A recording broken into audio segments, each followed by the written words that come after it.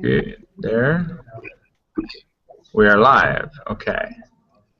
Let me get things set up. Share my screen.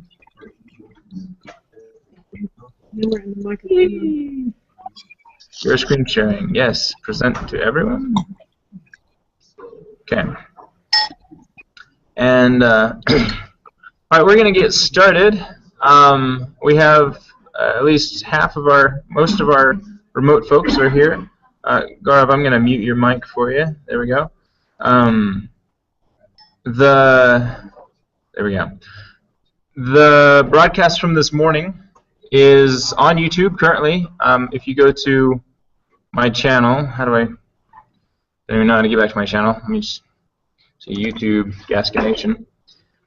It is the first video right here, just what to watch next, or if you go to my videos list, it is that first video, SEM Boot Camp Day 1, Intro to Statistics. So it's already up and running in HD if you need that as review. So that's good. All right. Let's go to the next topic, which is EFA. EFA. Oh, before we get started, I put this little icon here to remind me. If anybody would like a certificate of completion for any reason, if your department chair would like it, or your dean would like it, or you need it to get reimbursed for this trip, or if you just wanted to put it on your wall because you only have none of them, then I'm happy to create a certificate of completion. Just email me, and I'll email you one, all signed and pretty. Just email me what name you want on there, preferably your name. You never know, some people. It's like a prank gift for your spouse, I guess. I always send it to my mom. Yeah, honorary doctorates, yeah. But I'll give you a certificate of completion, just let me know. Email me and I'll get one to you. Including you guys who are remote. You're welcome to have an honorary doctorate or certificate of completion from BYU for the SEM Boot Camp 2015. Okay, EFA. Oh, do I have animations? I have animations. EFA, we're going to talk about factor analysis. We're going to do the first half today, the exploratory part today, and then we're going to do the confirmatory part tomorrow, which is enormous. There's a lot that goes into confirmatory factor analysis. So today we're going to talk about exploring and seeing if your constructs sort of work out. And again, we're looking at survey data in our case, but you can do this with any data that is comprised of constructs that are made up of multiple items that sort of are interchangeable, mean the same thing, that all aggregate to an idea or construct level. Just as a review, you collect data using a survey, if you're doing surveys, and there are different things on the survey that from strongly disagree to agree, and each of those things ends up as a column in your data set. I don't think I made that connection my first semester of stats. So there it is. And each person that responds, if it is people who are responding, becomes a row in your data set. Whoa. And then there are constructs we're interested in, which are comprised of multiple columns in our data set. In this case, we have grades and satisfaction. And then, I'm not sure why grade 3 is red. 5. I have no idea. So grade 3, let's say person number 251 answered grade 3, this item number 3, I deserve grades I received. They gave it a strongly agree. That's what that 5 means. So just sort of piecing it all together. That's where the data comes from. That's what you're working with. You're not working with just a bunch of numbers. They have real meaning and origin. And when we're testing our theories, our causal models, there are two different parts. One is the measurement model, and that's the relationship between these ideas, these constructs like grade and satisfaction. It's the relationship between those constructs and the things that make them up, like grade 1, 2, and 3. I have here curiosity and creativity, which are made up of curiosity 1, 4, 5, 2, and 3, and these are the ones down here. And so the measurement model is assessing whether those indicators, these observed items, these questions on your survey, adequately and validly actually measure this idea that you're trying to capture, this construct. Am I really measuring curiosity? And we go about it some indirect ways, but we think we can do it well. And then there's the structural model, if you've heard that term, which is the causal model, or the theorized relationships between the constructs. We're going to deal with that on Saturday. Oof. Ugh. FYI, I mean for your information. Okay, we're going to explain all that. I'll explain it all, but that's just a slide you can look at. I hear somebody remotely trying to speak up. Oh, it's just Marcia. Marcia, I'm going to mute you. Unless you had a question, sorry. No, no. If you did, I can't hear you. Go ahead and just type it in. Okay. Let's pretend that these A, B, C, D, E, F, these are all items in our questionnaire, in our survey. And you remember how last time we talked about variables move. They move together. As one goes up, the other one goes up or down. So these variables move. Now, just looking at them, can you tell me which ones are moving together? A and E seem to be moving together currently. C and F, yeah, they look pretty good together. What about B and D? What are they doing? Are they? Wait for a minute. Oh, no, now they're both going up and both going down. It's kind of hard. You collect like 80 different variables, and you need to try to make sense of these variables and their groupings. Typically, we have a theory that goes behind it. We have this construct is comprised of these items, these variables. And that's easy, right? So we think that curiosity 1, 2, and 3 belongs to the curiosity construct. But sometimes we're truly exploratory, especially if we're using secondary data collected by some other organization that's just archival. And we say, we think there are patterns here, but we don't know what the patterns are. So we'd run an EFA, and we'd see all this movement, and the EFA helps us make sense out of this movement. EFA sort of color codes it for us to show us which ones are moving together. Turns out, in this case, CF and D are moving together, just inversely with D. And then A, B, and E are moving together, and B, again, is inversely related. And so there are these patterns, and the EFA in SPSS provides a way to extract those patterns into what we call a pattern matrix. So what it does, sort of at a high level, is it takes your covariance matrix, not your correlation matrix, but this is a nice example. It takes your correlation matrix and sort of messes with it like a Rubik's Cube. It's actually called a rotation, and does many rotations through many iterations on your covariance matrix, and it produces what's called a pattern matrix and says, oh, well, this item, BC1 and BC2, BC3, they all belong to this factor, this common construct. They load really well here, but they don't really load anywhere else very well. And so it takes this and it spits out this, which is very convenient. Worth explaining. Must be good. Let's see. Why would we do a factor analysis? Again, we can explore the data for patterns, especially if we're not familiar with the data. This is really helpful.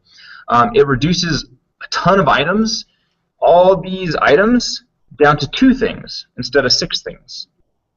And so instead of drawing a model with 6 things pointing at a bunch of other things, we can now draw a model with 2 things pointing at those other things. And then it confirms, let's say we have a theory about which items belong to which construct. This can now confirm that theory, that these 3 items truly do belong together. Here's another thought on it. We eventually want to test a model like this. These are our constructs. This is what we're theorizing. Something like this. That playfulness affects joy, and joy affects performance. But this isn't the data we collect, right? We collect a bunch of items for play and a bunch of items for joy, etc. And so this is really what we're collecting. And now the colors are representing the variables here. So you have the playful in blue, joy in yellow. And the distances between them are sort of representing how closely tied they are, how correlated these items are. And so the ones that are more tightly correlated are more tightly packed. And this is more closely the reality of what we collect, not that previous picture. And so what do we end up testing?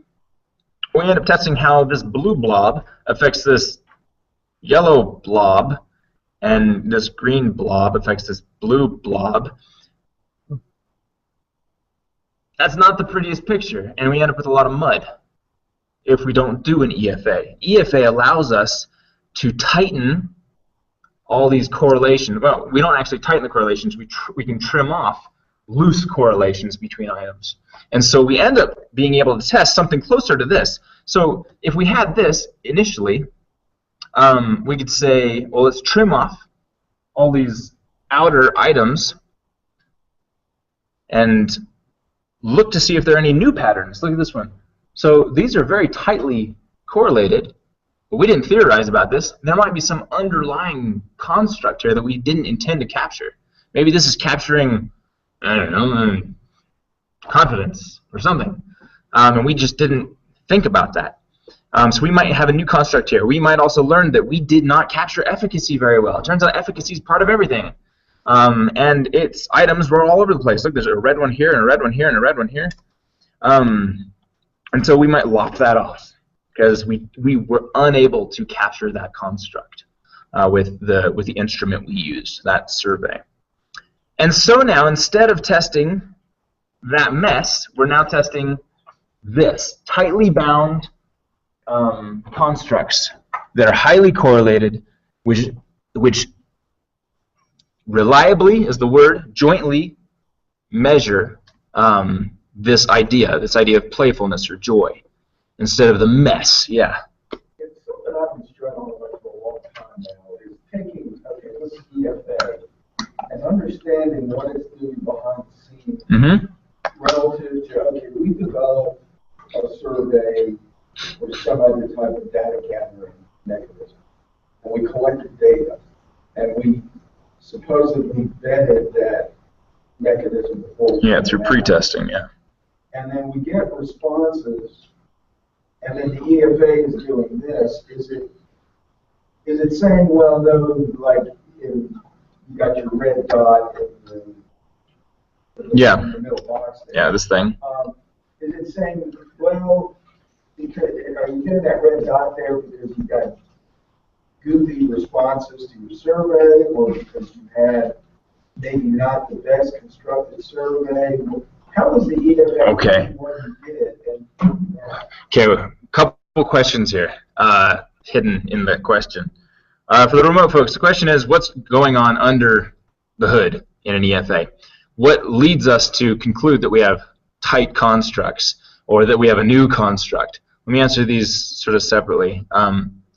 In the case of a new construct, SPSS is stupid.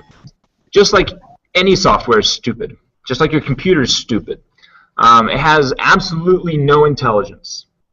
Other software does, but SPSS, for the EFA, there's zero real intelligence. It is saying, based on the covariance matrix alone, how are these variables, these columns in my data set, moving together? And now I have these two that are moving together. How do these two move together compared to this one? And then I now have these three moving together. And so we're running iterations, trying to get fine groupings. Now how does this group move with this group? And that's what's going on under the hood. It's looking just at the covariances, the correlations. Let's say correlations. Is that based on the questions, the survey itself, or based on the responses? Is based on the responses, the values, those numbers. That 5 right here, it is based on these numbers right here. So this 5, okay, how to say this? This person answered for, these people answered for grade 3, 535. How does this pattern, 535, jive or move with 433? When grade 2 for this person, when grade 2 goes up in response, depending on the person, does that same person respond higher for grade 3? If so, then we're moving together. If for that same person, it doesn't move in the same direction or at the same time, for example, this person, 252, they're useless in terms of grade 1, 2, and 3. Completely useless. because they answered 3, 3, 3 for all of them. And so, do they move together? Not really. They don't move. So if you sent this exact same survey out, Mm-hmm. a different sample group, and you got different responses, what I'm getting out of that is your EFA can change completely. Definitely. Yeah, so this is a big problem. So to repeat the question, let's say I use the same survey as a noted scholar has used in well-established literature, and I'm using his or her survey questions verbatim, or maybe slightly adapted to my context. And I end up with a totally different EFA than he came up with, or she came up with, and different Cronbach's alphas. What then? I was talking with somebody, sometimes, depending on the scholar and how snooty they are, they will get really offended if you drop one of their items. And they're like, no, that is an established scale, and it works. I've been in this situation before. Other scholars are more logical and rational and recognize that context has something to do with data collection. And whereas they collected data at an organization, I collected it with students, and there's a huge difference. Or I collected it in Canada, they collected it in Brazil. Huge difference. So you will end up with different results using the exact same survey, depending on your context. Okay. Here we go. So, sort of another reason. I'm sorry, Yes. Just to milk that a little bit further. Yes. Make sure you have a question though. I think, Matt, in general, right, if you send the same survey questions out to multiple groups of people, you'll see that questions all about playfulness all will hang together. So the 5 items that may have asked in different ways about playfulness, they should all hang together over a period of time, and that's what makes a valid instrument, right? A valid scale. Am I right? So you're correct. Even though, of course, your loadings and the specifics will be different based on your survey group, and if you do the exact same survey as I do, we'll get different results. But at the EFA level, I think the essence is that these 7 that were meant to hang together do hang together, and that these 3 that were meant to hang together almost no matter what group over time. That's all. This thing is just shaking. It's stupid. It's shaking this all the data and see which ones move. It's kind of very similar, and that's what's it's coming up and saying these guys group together because they all move kind of like one another. So what you're saying is you, from one survey, from one sample group to the next, you might get different loadings. The coefficients would be different within a factor. Certainly. But if it's a good, valid scale, You have the same pattern. Yep. Well, you'll have the same pattern. We'll all respond to playfulness. Each of the playfulness questions in about the same way as any other group would respond to the same playfulness set of questions. And then that tells you that these things hang together. And that's the first place you put your piton in the rock to start climbing up this causal model scale. okay. Just to throw more metaphors out. Go back one slide. Yes, real quick, I'm gonna catch up the Hangouts people, remote people. So the discussion has been on if you have a good scale, a good established scale that's generalizable across contexts. The idea is that your EFA should result in roughly the same pattern, not the same loadings, not the same numbers, but it should exhibit the same pattern as someone else in a different context.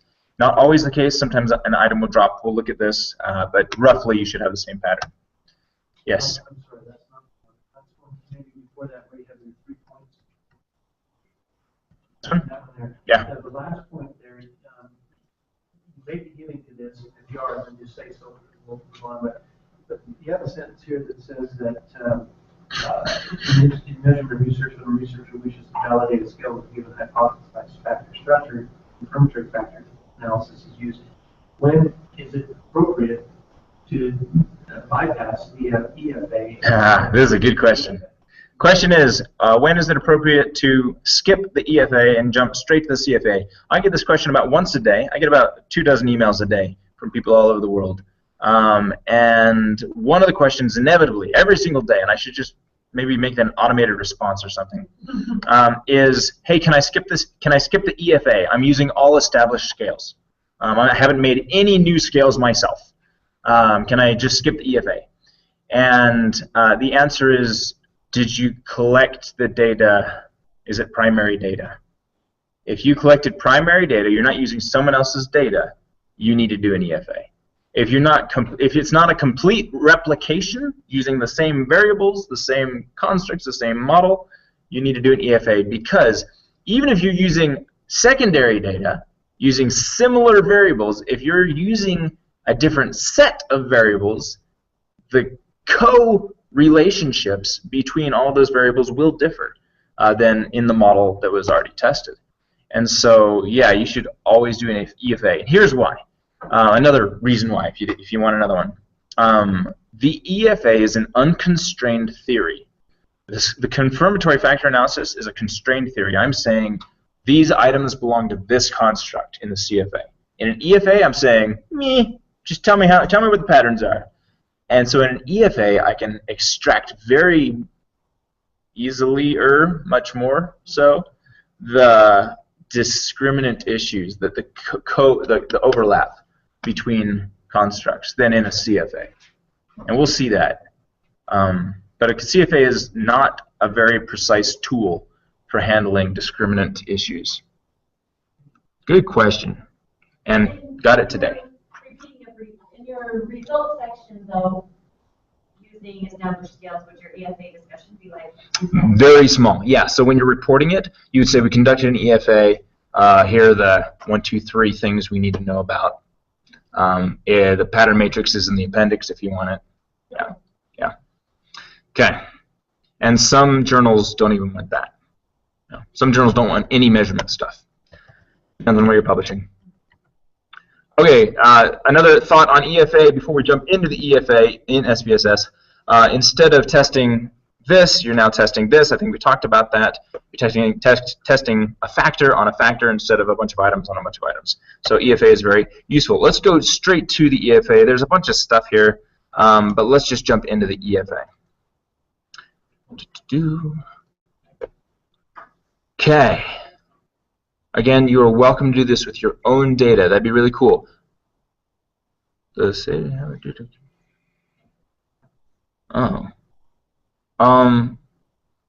Somebody has the data set open directly instead of having it on their own system. So it'd be cool if you closed it and dragged it on your own computer. Okay.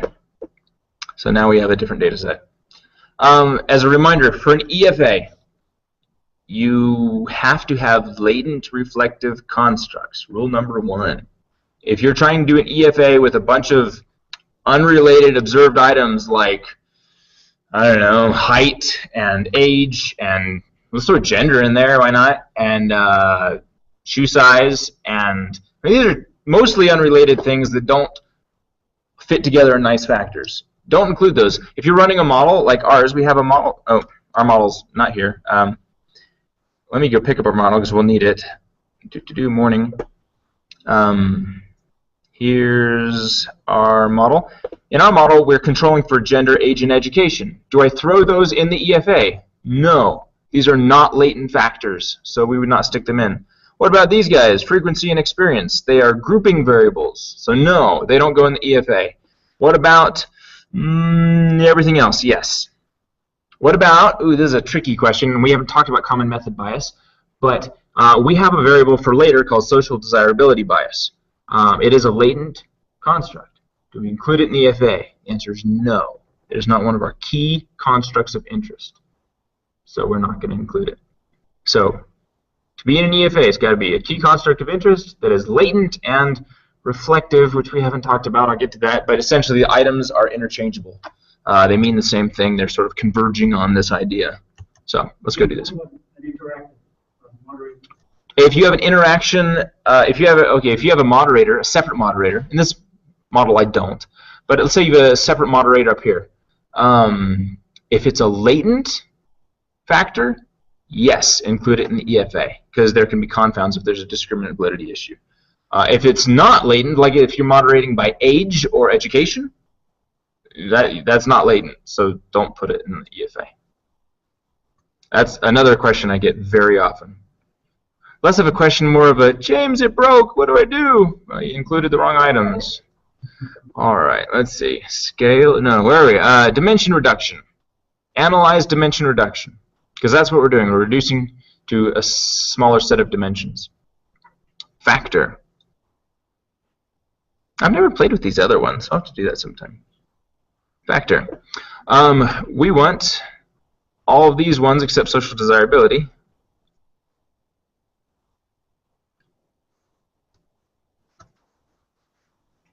So all the latent scales. So the only thing I have left here is social desirability, and then all these individual items, which I'm not going to include because they're not latent reflective constructs. Descriptives. I'm probably going too fast, I'm sorry. I'll slow down. So you throw in the latent items or construct, latent items for the latent constructs. In the descriptives, I'm going to click reproduced and KMO. Continue. In extraction, I'm going to use maximum likelihood.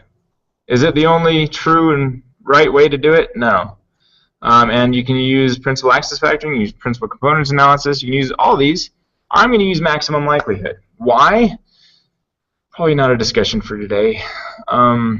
It's strict. If there are issues, it will surface those issues. It's also the same algorithm I'm going to use in Amos. And so if I want to see something that's going to match most closely what I see in Amos, I should use maximum likelihood. James, I'm sorry. Yeah. Does ML over map define the cumulative percentage representation? Will it change it? Yes. The answer is, I don't know. Let's try it. No, I'm not sure. We should try. Probably. In extraction, I always start based on eigenvalues. Because typically, if you can get it to work with an eigenvalue greater than 1, then you're good. If you can't get it to work, you have to force it out to whatever number of constructs you want, then there's usually hidden issues that you're trying to hide.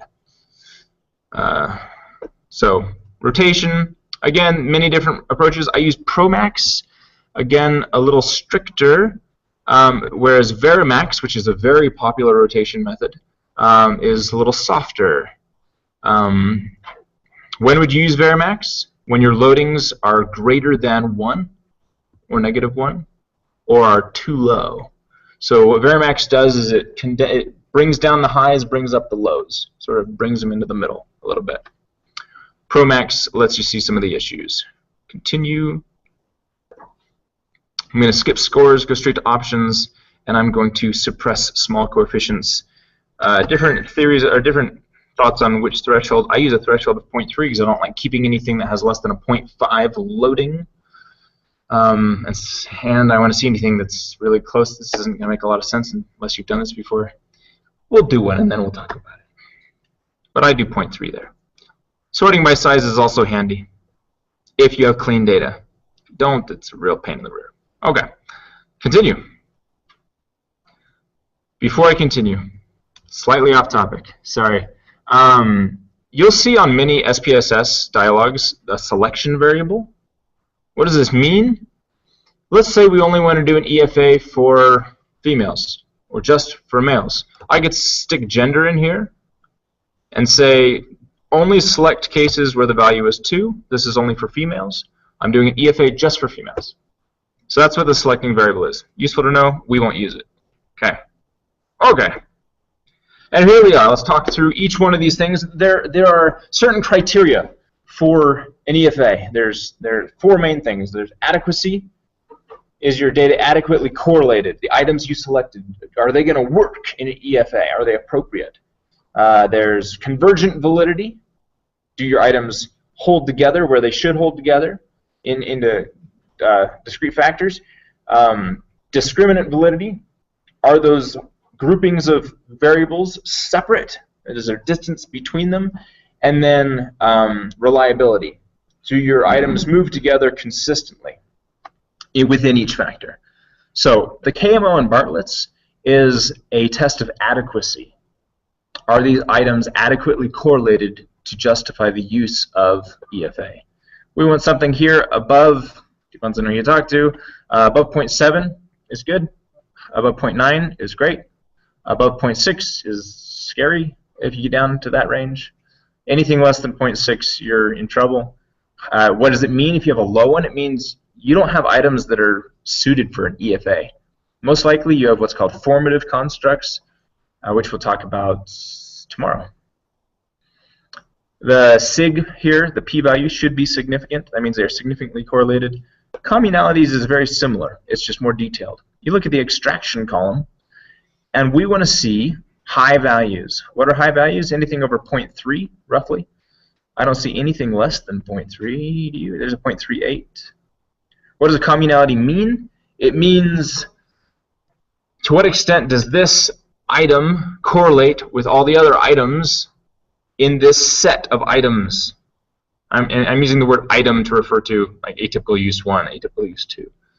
So if they're uncorrelated with other items, since the factor analysis is based on correlations, it's not going to work if you have low extraction values in the communalities table. So what do you do if one is less than 0.3? You flag it, say, hey, this one had a communality extraction value of less than 0.3, and then go see if there's some other evidence. Does it have weird kurtosis value or skewness, or is there? Did I have to impute 10% of that data? Is that why we're having a problem? Do you have a question? Yeah. What do you do when you get the instruction that the estimate greater than the commonality? In the communality, in extraction, you have greater than 1? Yeah. That's weird. The only reason I can think of that it would happen like that is if it was really kurtote, if it had a really high kurtosis value. So you might check its normality and see if that's the cause. And then, like I said, flag it. If it's less than 0.1, that's probably cause for dismissal. Between 0.1 and 0.3, just flag it and watch it and see if there's other evidence for dismissal. The key is we want to retain as many items as possible without sacrificing validity. Okay, the next table is, yeah. Yeah, just in this analysis. Yeah, not anything else in the data set, just these guys. Yeah. Total variance explained. This gives us a few different things. If you look at the cumulative percent here, we want the bottom number to be ideally greater than 60%. What does this mean? It means that the groupings that it found explain 63% of the variance in the items in those groups. Ideally, 60% or more. Minimally, 50%. If you don't have 50%, that means error or other things explain more of the variance in your variables than the construct you're trying to capture. And so if you have less than 50%, it's a real problem. You have yucky data. Now also, you should pay attention to the number of factors extracted. We extracted 7, which, as it turns out, 1, 2, 3, 4, 5, 6, 7 is what we wanted. So that's good. What if you don't end up with 7? We'll work through that. What happens if you have 6? And you wanted 7? Your model has 6. And you end up with 7, then we'll see in the pattern matrix where that issue might lie. So we'll get down to there. I'm going to skip the factor matrix for now. No need to make sense out of that. If you did a maximum likelihood extraction method, you'll get a goodness of fit test. You will almost never, unless you have only a handful of data and a handful of items, get a non-significant p-value here, which is what we actually want. We want a non-significant p. Don't ask why, because statisticians like to make it complicated. Usually we like a significant p-value, right? But in this case, the null hypothesis is that there is no fit, or vice versa. I don't even know. But you want it to be greater than 0.05. No, it's 0.000. So that means, according to this test, we have poor fit. we did not reject the null hypothesis that there is poor fit. Or we did reject. We reject the null hypothesis. It's bad. We failed. I hate that wording. Yeah, what does that mean then? It's poor fit. No, so what this means is we have a lot of data. This is a very sensitive test to sample size. Very sensitive. And so I would ignore the p-value here, but I would look at the ratio between chi-square and degrees of freedom. If chi-square divided by degrees of freedom is between 1 and 3, we're pretty good. So in this case, it's 1 point something, fairly high 1 point something, 2 point something, 2 point something, excuse me. And so we're in good shape in terms of model fit. What does model fit mean? I'll tell you tomorrow.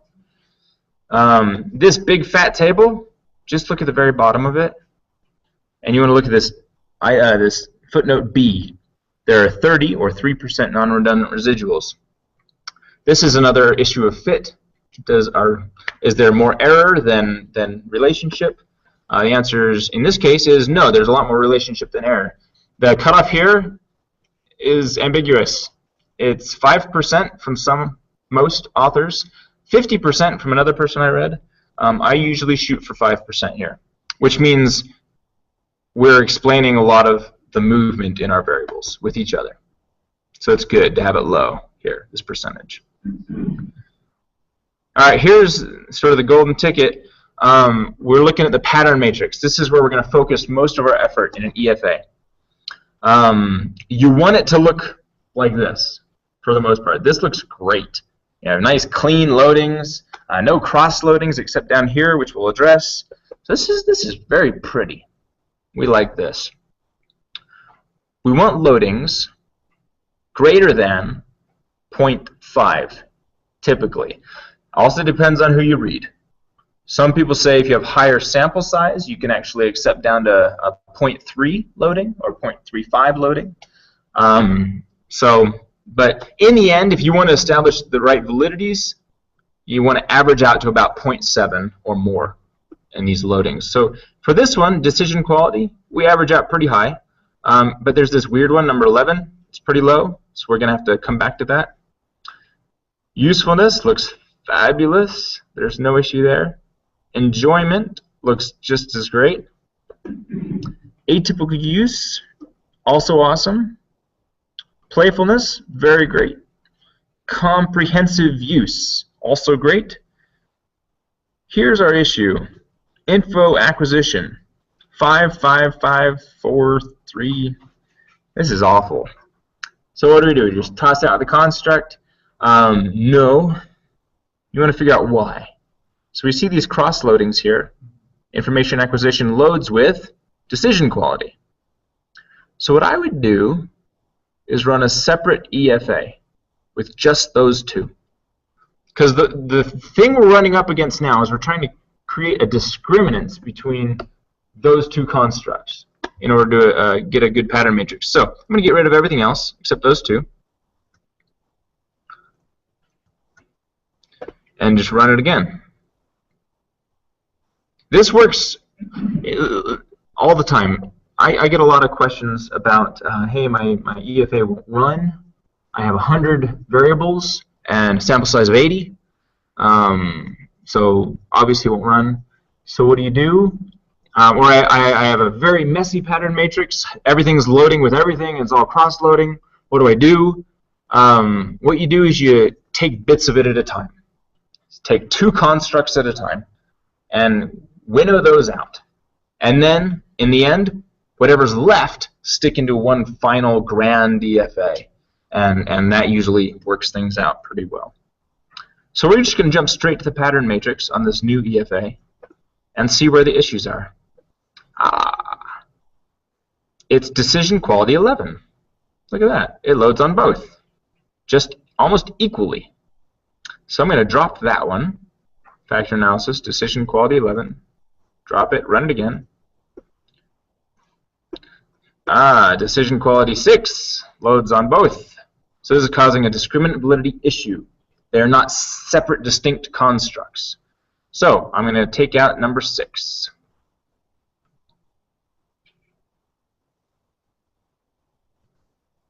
And OK.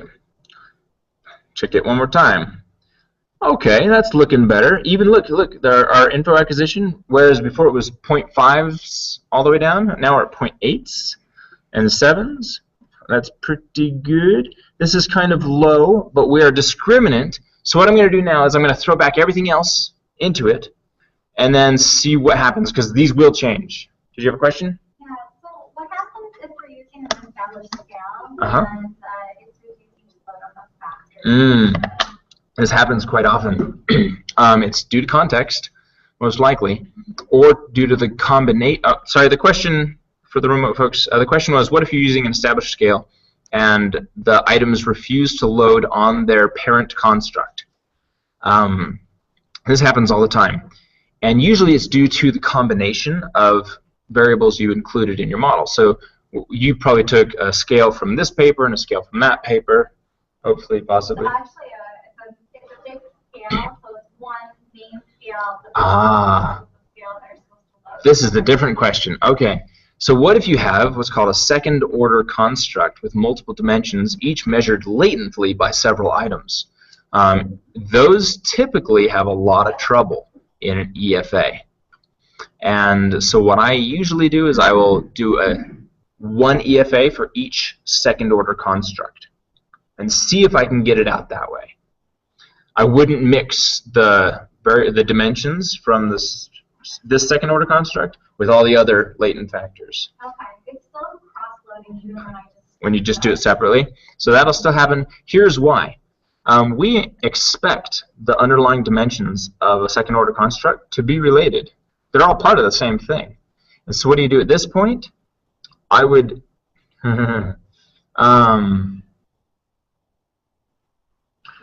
write some real clever wordsmithing around why a second order factor is expected to cross-load and how it would be better to confirm the factor structure in a CFA rather than try to explore it in an EFA. And in this very exceptional case, I would skip the EFA for that part of the model. Yes? In your pattern matrix, they come up blank. There's absolutely no load. Yes. Is that really the case? Or is there No, they're hiding. Let me show you. There's some cutoff. Yeah, I cut it off at 0.3. If they're less than 0.3, don't show it. But they're all there. Yeah, let me go to options and don't suppress. Continue OK. And if I go down the pattern matrix, there they all are. They're just really low, -1. Yeah, sure. Factor analysis, options. So I'm going to go ahead and suppress again. And I'm going to pull up everything else that we were using.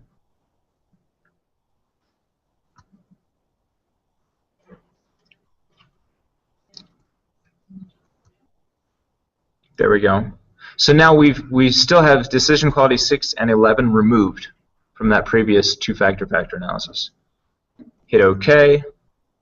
And the KMO and Bartlett's will have changed. Communalities will have changed, though not much.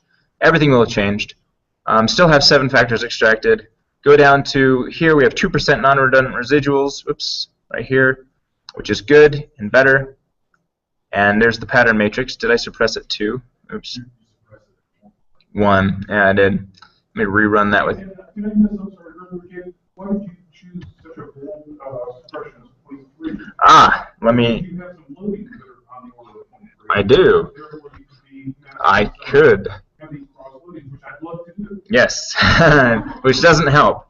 The question is, why am I choosing a threshold of 0.3 to suppress loadings? So in our pattern matrix, we're not seeing anything less than 0.3. For cross loadings, which is like this one here, info acquisition 4 is cross loading onto factor 3. For cross loadings to be scary or troublesome, there are 2 different published thresholds to look at. One is, and the one I prefer, is 0.2 difference away on this loading. So in this case, we have 0.5. This is 0.3. We're far enough away. It's not a troublesome cross loading. I only want variables to load with a 0.5 or higher. So if it loads with a 0.5 or higher, I don't care about things less than 0.3 because they're more than 0.2 away. Does that make sense? Cool. But that forces you then to treat items that load at 0.3 to 0.499. Yeah, I have to address them.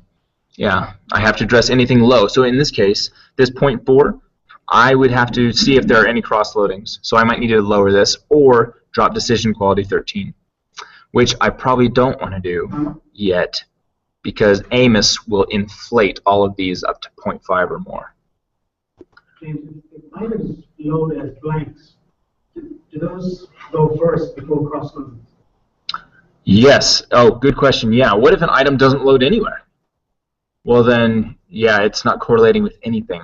Now, this can happen when you extract not the number of factors you were hoping to extract. So what you might do is if you're getting weird loadings and you have like 12 factors instead of 7, you might try to constrain down to 7, where in the place you do that is in the extraction. Instead of based on eigenvalues, you'd say 7. And then see if it's still not loading anywhere, and then you have evidence. You can also look at the communalities table, and if it has a really low communality, then you're pretty well confirmed that it's just not correlating with anything. You need to confirm it before you remove. Yes. Okay, so you can't just make a decision on. No, you should always have a couple points of evidence before dropping something. Yeah. Okay, so we're not ready yet. Most of these look good, but we still see a cross-loading between decision quality, factor 3, and information acquisition, factor 7, based on info acquisition 4.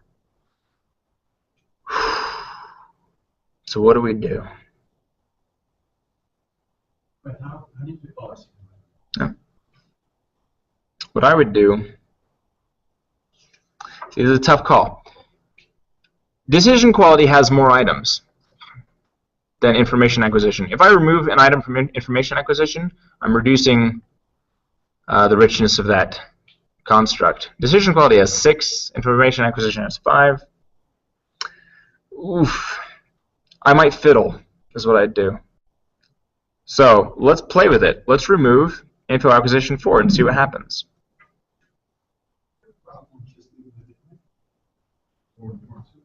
Oh, I forgot play 4. Whoops. Play 4. Yes, there is a problem leaving it in there. It is, there we go. It is not, oh wait, no, this one's not a problem because it's beyond 0.2. Yeah, thank you. So no, that's not a problem. The problem is these guys, decision quality 13 and info acquisition 5. They're less than 0.5, so we might be masking cross-loadings. So we're going to go drop our absolute value here, the hiding, the masking, to 0.2. Okay. And I added play 4 in, yeah. Okay, so this one, and information acquisition 5, is not beyond 0.2 difference. These are within each other. It's 0.233 and 223 and 0.411, whereas decision quality is fine. So I would actually drop info acquisition 5. That would be my choice here, because it is not discriminant between the two. It doesn't have a home. Plus, do you also consider its suggested convergent reliability there in that? Yeah, and it's too low. The loading is it's not loading with its family. It doesn't have a home. It thinks it's part of both groups. So InfoAct 5 is going bye-bye. It's always a struggle to drop items. Okay. I usually would, yes. So I'd go look at, to get more context, yeah, I'd go to info acquisition 5. Here are all the info acquisition items. Excel helps me understand information, helps me learn, helps me interpret data, helps me become more aware of information, helps me recall information. Recall is probably what's throwing us off here. This is not the same thing as understand, learn, interpret, become aware. This is a different idea, and so that's why it's not going with the other guys. Yeah, good call. And where did you cross-load? I mean, to your point. And it cross-loaded with decision quality, which is here. These guys next. So it cross-loaded with identify problems, make effective decisions, higher quality decisions. Yeah. Okay. So did we delete it? Yes, we did. We jumped down to the pattern matrix. Oh, looking good, except now info acquisition 4 is cross-loading. At this point, what I'd do, it is more than it's closer than 0.2. I'd go one more time, factor analysis, just do decision quality and info acquisition, pattern matrix, and look at this again. Decision quality 13 loads low overall, whereas this one loads high and this one loads high. I'm wondering, see, if, based on only the two, the one I would drop is decision quality 13. So I'm going to fiddle with it and see if that helps. Let's drop this one, hit OK, pattern matrix. There we go. These are far enough apart, these are far enough apart, high loadings, throw everything else back in there. And this, honestly, is a long process. Typically, this is days of your life. When you're doing when you have your data back, you're trying to make sense of it. This is days of your life, just trying to get the EFA to work out. Jim, that step that you just did, where you took the two questionable factors and looked at them, I've had the experience of not doing that. Mm-hmm. My, let's say, 6 or 7 factors, and you continue, it's almost like whack-a-mole. You would remove a variable, cross-loading, no commonality kind of thing, and then you run it again, you get more cross-loading, and so on. It is. Does that step prevent that? So the question is it more helpful to trial and error, pick in, pick out with the whole set of variables in the whole pattern matrix, or does, because every time you remove or add an item, it's all an inter-networked set of relationships, and so you're gonna surface new problems. So does this extra step of doing a smaller EFA help out and remove the issues there? The answer is yeah, a lot. You're isolating the cause, removing the cause, and then sticking it back into context. And hopefully, the issues were only with those two guys, not with everything else. All right, and it looks like that works. Yeah, that works. Woo! Look, lowest tier is 0.5, lowest tier is 0.5, and the loading here is 0.289, which is beyond the 0.2 difference. So we're good. We're discriminant. Everything else is lowest is 0.5766. That's great. So we have convergent validity with each factor, represented by loadings all above 0.5 roughly, and averaging out above 0.7. We have discriminant validity because there are no cross-loadings within a 0.2 loading of each other. We have adequacy. Hopefully, now that we've changed everything, we have to actually go back and look at the communalities and the total variance explained, because they have all changed. But we'll just do a quick look at that. Looks good. 0.9, significant. No issues. Everything actually looks really good. The 0.3 we got rid of. And 65.7% looks good. 9 divided by 4, 2, looks good. 2% looks good. Pattern matrix was good. The last check is this correlation matrix. And what you want to see is everything less than 0.7 that's off diagonal. This correlation is the relationship between factors. The amount of variance explained in one factor by another factor. And if you were to square the correlation matrix, you would get the percentage of variance shared or explained by the other factor. So if it's a 0.7, and 0.7 squared is 0.49, which is almost 50%, and if you have 50% of your variance is explained by some other factor, you're in trouble. You don't have discriminant validity. That's sort of the logic there. So we're good. Yes? So in that case, we just group those two groups together. So what if you do have, what if you have factors that share more than 50% of their variance? I would look to see if they're actually just two separate dimensions of the same factor. So for example, what if we're asking about health, and I have a factor about eating habits and a factor about diet. Very similar things. These are really the same thing, just at a higher level. And so we would expect these two to be highly correlated, and we might need to combine them. Yeah. Or if you had a 0.7 in here and you didn't see a logical reason to combine those, you then run another separate EFA with those two and try to increase discriminants between them. Yeah? I don't know if this is timely or not. I'm having a little bit of a struggle separating EFA and CFA in my mind. Good. You've obviously begun with the structure in mind. You hypothesize the structure. Yeah. And then you expected a certain number of factors to come out, and then massaged everything until I got what I wanted. That really seems more confirmatory than exploratory. Okay. Sure. For remote folks, the question is, how on earth is this even exploratory? I had an a priori theory of where items were to belong, and then I massaged the data until it fit my theory. Very good observation. The answer is it's all in the statistics. So even though we have an a priori theory coming in, we cannot, to some extent, we cannot constrain the items to belong to a certain factor. They have to naturally fall that way.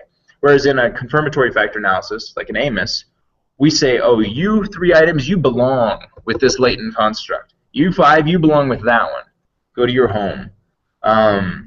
In EFA, we have no control over that. We say, how does everybody group? Go find your family. And they go find their family, and hopefully they find the right family.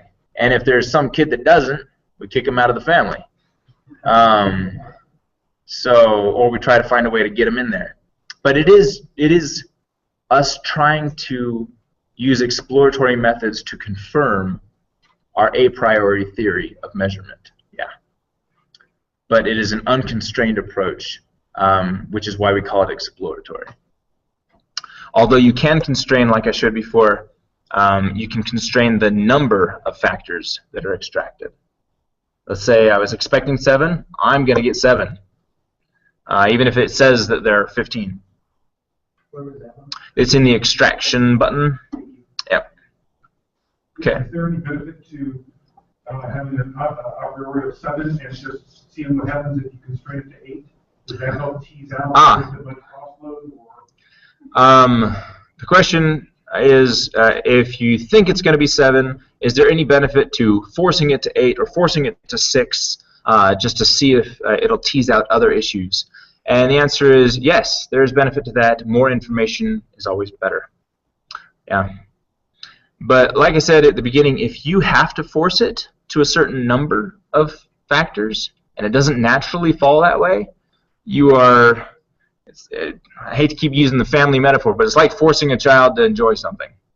It'll bite you in the end. You're forcing something unnatural to happen. They should naturally fall together.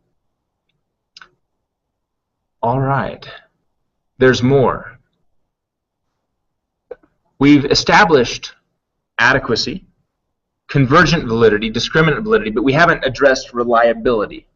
So let's go address reliability, because you need to now say for each of these factors that were extracted, is this a reliable factor, a reliable set of items? Do they move together consistently? The way you do this is analyze. What time is it? Okay. Yeah, let's do it now, then we'll take a quick break. Okay, analyze. Scale. Reliability. This is going to give us a Cronbeck's alpha. Analyze scale reliability. And what we need to do is not use our original set of items. We're going to look at each factor. Usefulness. Do we take anything out of usefulness? No. So I can just do that whole thing. So usefulness, 1 to 7. Throw it over there. I like to do, if you click on statistics, I like to look at scale if item deleted. What this is going to do is it's going to give us a Cronbeck's alpha for all the items we said. And then say, well, what if you deleted this item? What would your Cronbeck's alpha be then? That's very useful. So continue, OK, and it gives us this. I'm sorry, it's very small. It says you had 7 items you looked at. Your Cronbeck's alpha is 0.942, which is good. Anything above 0.7 is good, unless you only have 2 or 3 items, and then you can accept down to a 0.6. And then we can look over here at the if item deleted. Is anything greater than 0.942? No, but we could lop off number 7 and still have a 0.942.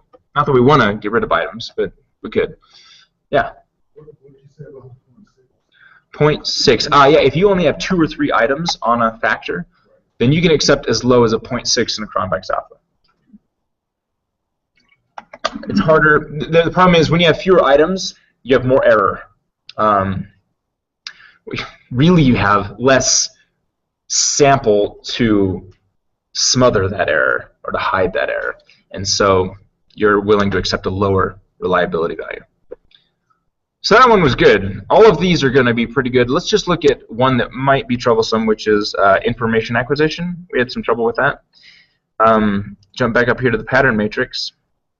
Information acquisition is 1, 2, 3, and 4. 1, 2, 3, and 4. Okay. 0.839 looks great, and looks like we couldn't have done better by deleting another item. So that's pretty good. The other only issue was decision quality. So last one. You need to do this for all your factors. Decision quality, there you are.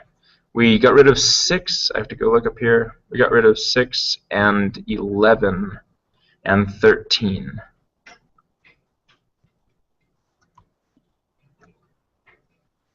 And okay.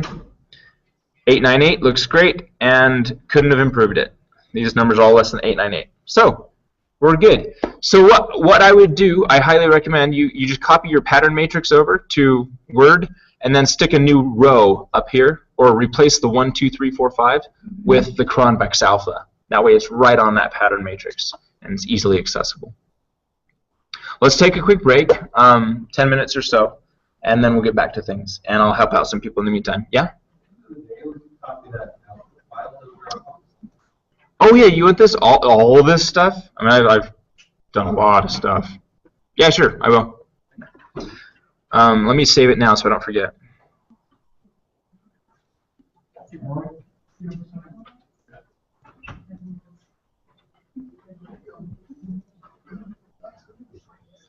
Data, Amos. I'm going to put in the data folder, output SPSS day 1. I hope that has everything from this morning too. I think it does. Yeah. Boy. I just realized.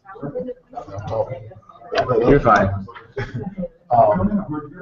So, Cronbach 6. So, I had 3 variables in the construct, and I eliminated one because I wanted to get to themselves. And I'm already like, probably. Oh, we shouldn't have done that. I went through a whole, everything's been working out pretty good. Just good. 2 left. And 1. I guess, should I be going all the way back? No. Yeah, you can say I wanted to reach 0.7. What you really want to do is see, is there other evidence to support the removal of that item? It doesn't have weird kurtosis value. Is it not having a good communality? Is it not loading on the factor? See? As long as you provide multiple points of evidence to justify your decision, fine. Yeah. And then, yes. It can be, particularly if you have 0 degrees of freedom. Hopefully you don't. But it can even be 1 if you don't have 0 degrees of freedom, if you have a very low high square. So usually this will happen when you have, only a few variables in your model. And if most of those variables are related and so connected. Okay. Yeah, a couple of my goodness fits. I kept getting most of these things at 1, which I know we keep saying we want to get highest possible. Yeah, 1 is perfect. So 1 is not erroneous. It's fine. Yeah. Cool. Thank you. Remote folks, I just want to make sure you guys are okay. Let's see. We have so many questions. Whoa. Thank you guys for answering each other's questions. Let's see. A, D, and E, B, and D. Oh, you guys are answering. Let's see, that's true when trying to use scale on mental health. Oh, cool. That's great. Hi, James. I have a few variables that have high kurtosis. I've been playing around with creating z-scores for those and have found that the standardized score actually has even higher kurtosis than the raw scores. Is that normal?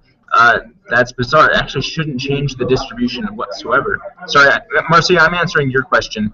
I don't know if you're there, but the answer to your question, Marcia, is you're here. Good.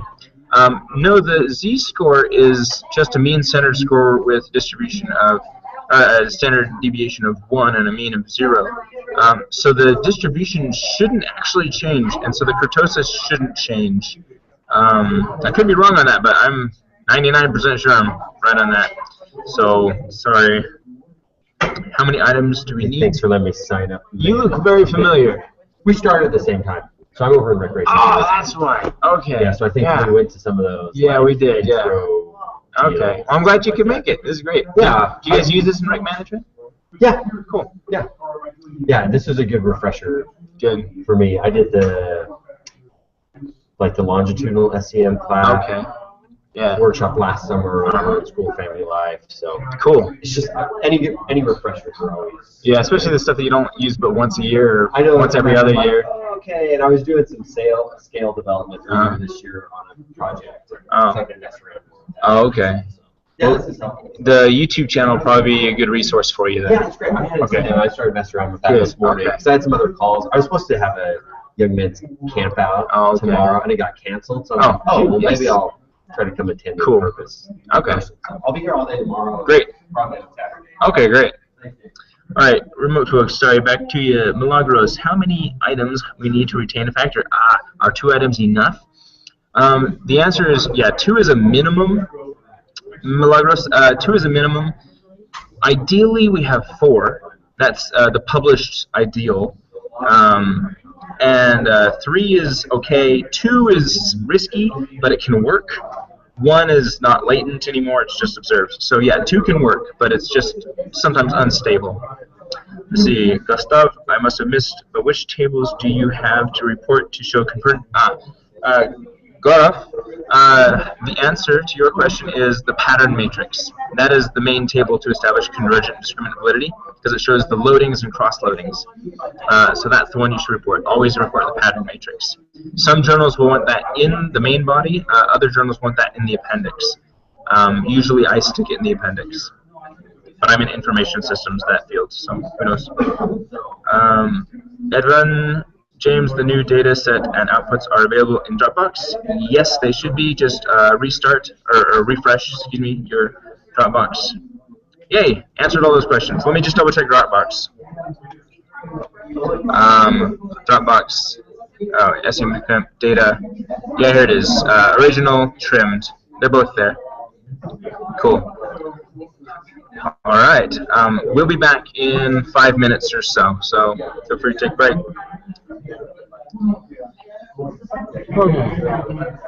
Yeah.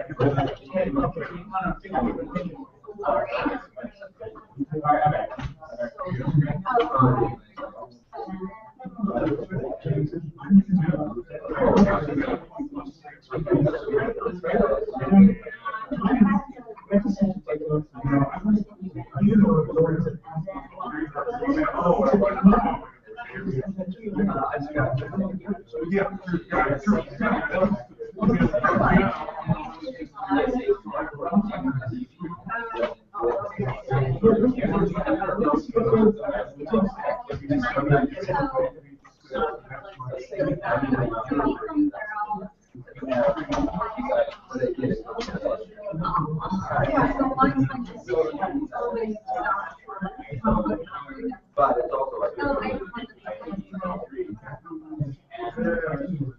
you guys really log in like this. And so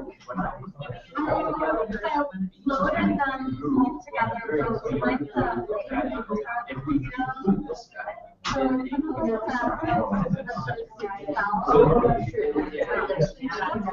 and so we're trying to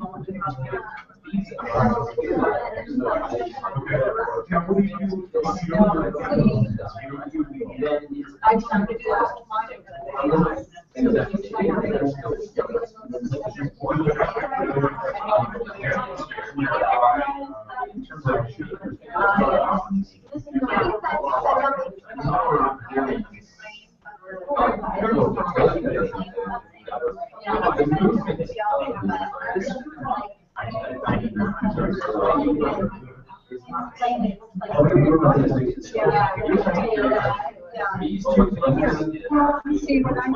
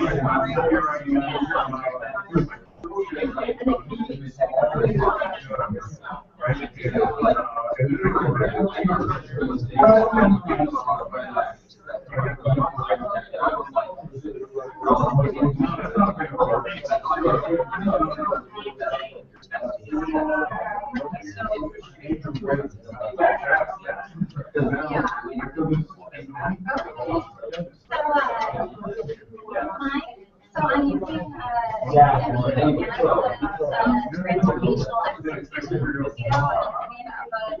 and it's funny,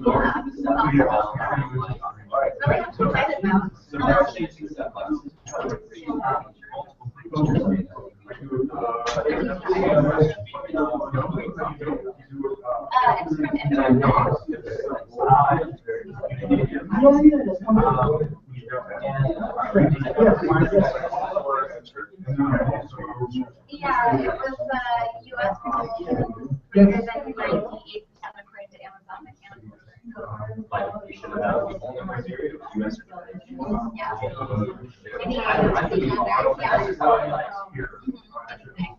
I just read this comment.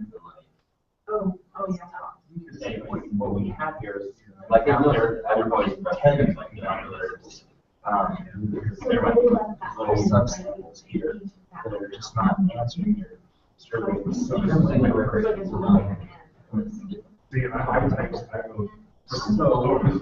I mean, there's stuff here that's like.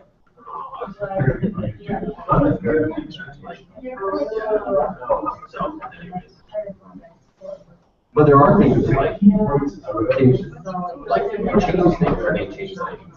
Yeah, that's what I do. I make sure. Sometimes I move up. I have a really bad time. Like the SPSS. And it's just like surprise. You can pick your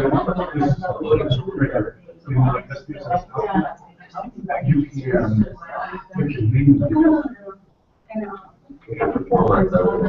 So it's a link. it's a scale. So there's scale is the So what I did is and then there's the three items. The three. Yeah.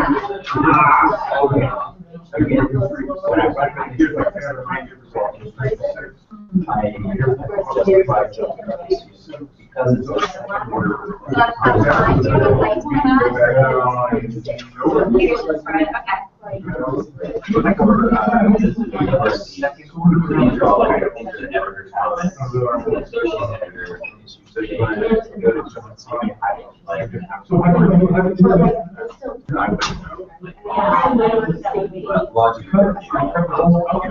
they're supposed to, there's like lots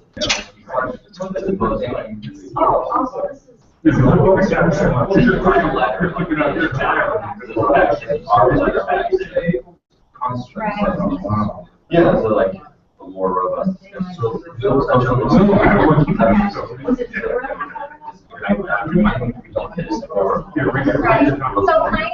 we want to throw in, so when I do the CFA, you know how we have your pattern map, do I just make it, I would be able to use to copy them from the pattern pictures, right? Right, like what the target, yeah. So we'll probably do it.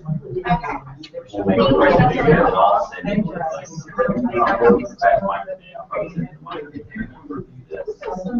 They so often fail. I almost never use those verbatim the existing scale. Really? Jared knows they're all fine. You can just look at it. You're like, well, there's no way that's going to look together. And that doesn't even mean you're trying to. So I always label So does that make people mad? Like, so for example, if I was, I don't know, say like reframe the wording that myself. Speaking of which, I got, so what you always do, you're always trying to say, due to my context, that's great. you know, this population I'm targeting, and the other constructs of my model, which I perceive discriminate with the issues with, cool. I need to reframe, but retain the spirit of the item. Reframe and retain the spirit. Yes. It's all about how you word it. I'm a professional wordsmith. Alright. We'll get started again in about 3 minutes.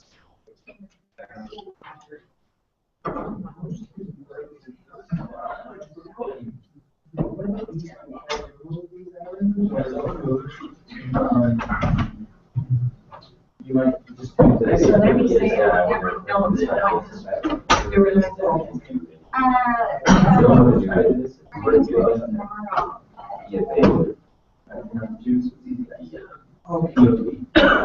So with the items bracket we did, just have an Arizona. If we did core balance somewhere in orders, and then you put that in. Well, this is structural model, same scale, I don't know why. But because we had so you already now strong with T sub 5 and 6 and EOB. Oh yeah. And T sub is over here. So these are a new factor. We have I would usually think what like we might not want to do these right here. Is that some other? Is there some underlying theme in this last paragraph? All right, let's get started. Thank you for getting my water. That saved my life. Oh yeah. I'm gonna crash on the way home. Oh, no, that sounded bad. I'm gonna crash when I get home. Yeah. No, it's 15 minutes. Yeah. All right, remote folks, we're gonna jump back into it. Looks like there were no more written questions, although Suzanne texted me some questions somehow that didn't end up here. Let me pull them out of my pocket. Let's see. Suzanne asks, can you go over the total variance explained, cumulative and percent, and the factor correlation matrix again? And I have a low commonality of 0.151. Ooh, I wonder which one. However, the construct only has 3 items. If I remove it, I would need to remove the entire construct, question mark. Suzanne, are you there? Yeah? You're muted, so if you're talking, I can't hear you. But you could text and say except you text to my phone. Let me unmute you.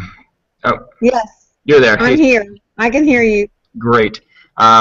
So I'll address these in turn real quick. You wanted to know about the total variance explained.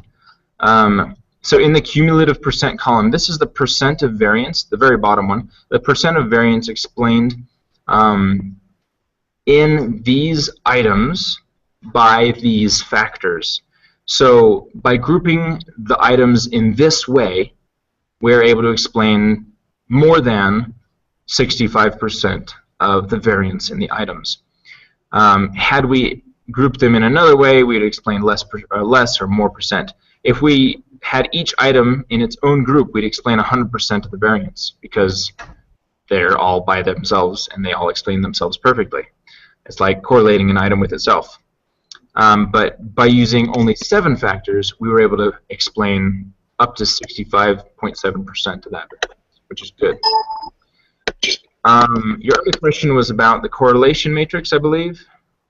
Let's see. Factor correlation matrix. So here, it's the same idea.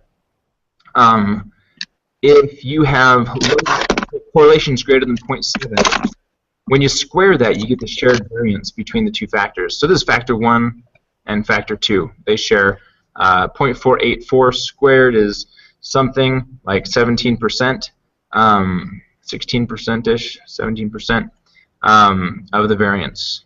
So that's not too bad. Once you get up to 0.7, you're starting to share 49–50% of your variance. And so what that says is factor 1 explains more than 50% of the variance in factor 2, if that was greater than 0.7 there. And that's bad. You want the items in the factor to explain more of the variance than the items outside the factor. So the closest issue we have here is factor 3 with factor 7. I'm going to take a wild guess and say that's decision quality and information acquisition. Let's go see. Factor 3 and factor 7. Factor 3 is decision quality. Factor 7 is information acquisition. So these are highly correlated. We've only just barely scraped by with 0.644, which when squared is 0.37-ish, 37% shared variance. Hope that clarifies. Okay. Edvin says, James, I cannot see the new data set output in Dropbox. Did I not save it there? Oops. Oh, here it is, output SPSS day 1. Try to refresh or pause your Dropbox and then resync. You can right-click the Dropbox or left-click it and hit pause somewhere in settings. There it is, pause, and then unpause it, and that should allow you to resync. Okay, moving forward. We have an hour and a half left in the day, which is great. I think we're doing great for time. I'm going to jump to the slides and make sure I haven't missed anything major. We didn't talk about sample size, really. For an EFA, just like with almost everything in statistics, more sample size is often better. Too little is insufficient. So if you have a lot of variables and you have a little sample size, do smaller EFAs and then combine them in the end, if you can. Ideally, have more than 100 rows in your data set. And ideally, don't test more than 50 variables. I don't know what I say here, but I'm telling you now, don't try to test more than about 50 variables at a time. That's a lot in an EFA. What did we have? We had something like 37 or 36. Is normality required for an EFA? The answer is no. But if you have non-normal data, the correlation is going to be all skew-wampus. And so it affects the EFA. But you can run an EFA with very kurtote or skewed data. That's fine. It just is affected in the normal ways. Can you pool data from 2 samples together in an EFA? Oh, yes. I should show this. Okay, you remember... Seems like yesterday, it was this morning, we talked about the homogeneity of variance test, where if we have firemen and policemen or male versus female, we need to see if the measurement is the same for both groups. You do that in a homogeneity variance test, also called a Levene's test. You may also do it in the EFA, and it's not a bad idea. So you don't have to follow along here. I'm just going to show you. If I went and did this factor analysis, and I used, let's say we're going to moderate by, actually, let's choose one of our moderators. We're moderating by frequency and experience. So I'm going to throw in frequency. Tell me that's categorical. Uh-oh. One moment. Frequency. Here it is. Huh, I haven't made those categorical yet. Never mind. Let's do it a different way. Factor analysis. Let's use gender for now, since it's our only category, our only binary variable. As a selection variable, again, I'd select 1 for male, continue, and this is going to run the factor analysis just for males. Hit OK, and we'd see the factor structure down here in the pattern matrix. I'd copy that, and then I'd go run it again for females, where gender equals 2. And I'd see if these are the same. If these are the same, then this is another way to validate our data set a little bit. Yeah, are they loading on the same factors, and are the loadings good in both cases? Now, in this case, we see that, wow, information acquisition is awful for males. It really cross-loads with decision quality. On this basis, I might actually drop information acquisition 4. Wow. Because it's not the same for males and females, and we're going to include all of them in our analysis. Yikes. Well, I'm gonna. Let me run it again. I'm glad we did this. Let's try for variable value of 2 for females. Pattern matrix. Oh, look at all those issues. Oh boy, they're all 0.2s. That's not too bad. But this one, comp use. Whoa, comp use is not where it should be. Wow. Wow. So I am learning things. This is a data set I've had for years, and it's not the first time I've ever seen these issues. Okay. Wow. So, wow, this shows me something interesting. Comp use is garbage. So comprehensiveness, the variable is comprehensiveness of use. How much of Excel do you use? And I asked several questions about that. And it turns out males and females answered that very differently. And I had no idea. That explains a lot of my failure in the research in this area. No, this was not dissertation, thank goodness. Yeah, this is something else I couldn't get published. All right. Here's why. Thank you, guys. This has been very helpful. I'll have to... Thank you for your consultation. Yeah. Wow, okay. All right, I'll get past this, but so later on Saturdays, we're testing the causal model. Watch comprehensiveness of use. I bet it is completely impotent. We're going to leave it in just for that, just for the learning. This was intentional. If only. I wish this was intentional. No, we're going to leave this in just for the learning exercise. We're going to keep comprehensiveness of use in, but my guess is this is going to be a complete flop. Where is it? It's a predictor, independent variable, complete flop. I bet. We'll see. Interesting. All right. Okay, moving on before I find out something else scary. Here we go. But the point of that whole enlightening exercise was to show that this is one way to validate, or invalidate in my case, your factor structure, is to split it on groups or even just take a random sample, 50-50, and see if it's the same across groups. What does the warning mean? There are fewer than two cases of each one of the variables with 0 variance? Yeah, okay. Okay, so the answer, so the question was, what happens when you get the error that says there's 0 variance on your variables for your selection group? So when you create a selection group, like here I said gender equals 2, which is female, this says that for one of, for females, in this case, one of the variables had 0 variance, meaning every single female answered it the exact same way. Okay, so I think my problem is I'm using a standardized variable, mistakenly standardized. Oh, you threw a standardized. Oh, yeah, and that's only one person. Okay. Don't worry if you didn't catch that. We're good. But that is what that error means. Okay. You're just talking about splitting your sample maybe to run 2 EFAs. Yeah. How about splitting the same sample to run an EFA and then? Oh, I get this question all the time. Yeah. Do you need 2 different samples, or can you just use Okay. The question is, for remote folks, I've heard that you have to have one sample for EFA and one sample for CFA, and they have to be separate samples. Here's the answer. In a perfect world, that is the more rigorous approach. But that is, in most fields that I've published in, so a lot of the social sciences, that's the exception. Because you have to have a lot of data to do that. It's not the rule. So typically when you have a lot of data, let's say 500 plus rows, you would then take 30% or 40% to run the EFA, and then the remaining 60 to 70% to run the CFA. And you would randomly sample to do that.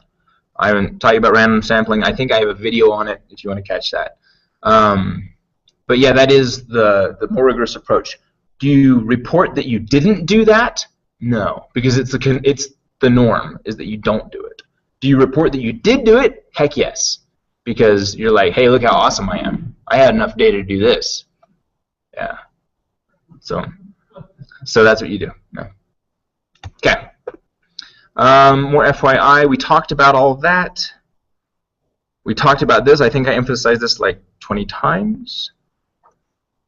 This is a real categorization. This is not phony. It's a little funny. It's not phony. This is published from Kaiser and Rice, 1974. This is if your KMO is 0.60s, it's mediocre. If it's 0.50, 0.5s, it's miserable. So we want a marvelous KMO. We talked about this. This is where it all is. This is what it all means. These are for your reference. Which method to use and why. Which rotation to use and why. And people will argue with me on this. So if you're a student, do what your advisor says. If it's different from what I told you. As soon as you are liberated with your PhD, do what I say. Or do what you think is right. All right. Extraction approach, we talked about this. This gets to the point Bill brought up. Boom, boom. We talked about this. I didn't show you the scree plot. Oh, I want to show you. Do we have time? I want to show you this. This is super cool. Okay. If you're doing an EFA, there's this really cool thing you can do called a loadings plot. In rotation, you can do a loadings plot. It's kind of hard to read. I'll explain. I'll show you first. Loadings plot, hit OK, and you go down to the bottom, factor plot of loadings. It gives you a 3-dimensional, there's a mess in here. It gives you a 3-dimensional plot of your loadings and how tightly correlated they are, sort of like my 2-dimensional plot where I showed you all those points. And you can actually go in here and rotate it. If I go in here and I can, I think I have to actually set the, I just double click. Here we go. Properties. This one. Bother. 3D elements. Here we go. You can play with the angles and stuff. I'm not going to mess with it right now. But you're able to see the groupings. Let me do it with a smaller set. It'll be much more easy to talk about. There we go. Just with 3 variables. Hit OK. Here it is. So you can see the tightness of the loadings. I know this is small, so let me just copy it and stick it in Word.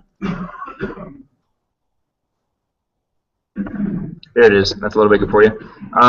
So you can see where things load. You can see atypical use 1, 2, 3, 4, 5. They're all very tightly bound. Decision quality? Not so tight, is it? And that's why we're seeing all those issues. Information acquisition? Well, now it's tight, but it sure wasn't before, right? But 1, 2, 3 and 4 are now tight together. You can also use this as a basis for determining which items to delete. It's just like that slide with all those dots on it. You can say, oh, that one's way out in left field. And so you can say, oh, well, that's the one we might need to remove. Anyway, I found this useful on occasion when I have really problematic EFAs. You can see where the tight groupings are and then fiddle with that. Oh, yeah. So it's in your factor analysis, in rotation, it's loadings plot. Just check that box. And so in this case, I'd look at this and I'd say, I think I should get rid of decision quality 12. That's sort of in the middle, and it's not close to the others. Whereas decision quality 7, 8, and 9 are very close to each other. Decision quality 10 is not too far off. So decision quality 12 is kind of a mess. And if we go look at the EFA itself, go look at the pattern matrix, decision quality 12, look at it, cross-loading 0.41 with 0.39. There it is. It reveals it. So that's a cool thing we didn't discuss. Scree plot. I should show you scree plot real quick because some people really like it. If you go to descriptives, there's this thing called, nope, not descriptives, extraction. Here it is, scree plot. And that just produces this little thing it's just a visual representation of your eigenvalues. So on the left you have eigenvalues. Anything above 1 is what we're looking for. So we have 1, 2, 3 factors above 1, which is what we see down here, 3 factors, 1, 2, 3. And you can see which ones explain the most variance. The highest ones do. And then every additional factor we try to extract is giving us less value. So that's why we picked 3. Would you explain in maybe different words what the eigenvalue really is all about? Sure, I'll try. The eigenvalue is a representation of the amount of variance explained in the set of variables by the factor we call the grouping of those variables. I'm going to give you more visual here. So factor 1 here. Factor 1 is atypical use. It's this set of items. And what that factor's eigenloading is saying is factor 1, atypical use items, explain 39%, 40% almost of the variance in this set of items. And on an eigenscale, which is what this is, that is it's a very large value. Almost. Do you have more to add? How does it relate to differential equation? I don't know what a differential equation is. The only other place some of us have ever used eigenvalues. Ah. Right? I don't know how. Yeah. Yeah. You know what would help? I'm serious with this question. Is to explain what in the world the word eigen. Where does that come from? This is a 1. It's 1 in German. It's like that's okay. The all number? Like alpha? The all number? Or is that omega? Singular. Anyway. So it's all values above 1. Yeah. No. I know it should be above 1 for a factor to be meaningful. To have explained a sufficient amount of variance among the set of items, the eigenvalue should be above 1. That's what we use it for, the practical side. For what it really means, what's going on under the hood, got me. When you talk about the percent of variance being explained, those items, is that those like 5 items that make up each of them? Yeah, those 5 items explain that much of the movement, 36.9% of the movement amongst all the items. All the items. Yeah. Okay. Good questions. I love the questions I don't know how to answer. Pattern matrix we talked about. Loadings. This will be a useful table to many of you. So, hark. This is a table from Hare et al. Joseph Hare wrote a book with some guys in 2010. It's called multivariate data analysis. And in Chapter 3, Table 2, there is this that says if you have a sample size of 350 or more, which is what we have, you can accept factor loadings as low as 0.3 as significant. This may help some of you also who are running into problems with your factor analysis with the data set you're currently using. Was this loading on the pattern matrix or on the model itself? On the pattern matrix. Yeah, you can accept a loading as low as 0.3 if you have greater than 350 sample size. If you have a low sample size, you need strong loadings. Okay. But caveat, in the end, you've got to demonstrate convergent validity, which means you've got to have averaged out about 0.7 or more. So even if you can accept 0.3, doesn't mean you should. Okay. Adequacy, we talked about all of that. Yes. Validity, we talked about. Reliability, we talked about. Yes! Oh, excellent. Lots of one-on-one time. Unless we want to see the extra stuff. Ooh, all sorts of extra stuff. Let's do a little bit of extra, and then we'll save some time for one-on-one. Ooh, what did... All right, I'm gonna hit formative versus reflective really quick. It's an important issue, but I'm gonna hit it after I hit factor scores, and then this is definitely extra. In fact, I'd rather do this before cluster analysis, and I'd use somebody else's data for this. So that'd be fun. Something I'm totally unfamiliar with. And not your data. Hey, nice try.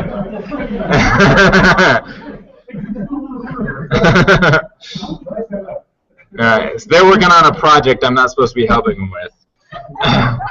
That's yeah. Alright, real quick. So saving factor scores. What does this even mean? In an EFA, let's say we want to create a composite variable comprised of a loaded average, essentially, a loaded standardized average of all these items in a factor. So, for example, where'd my pattern matrix go?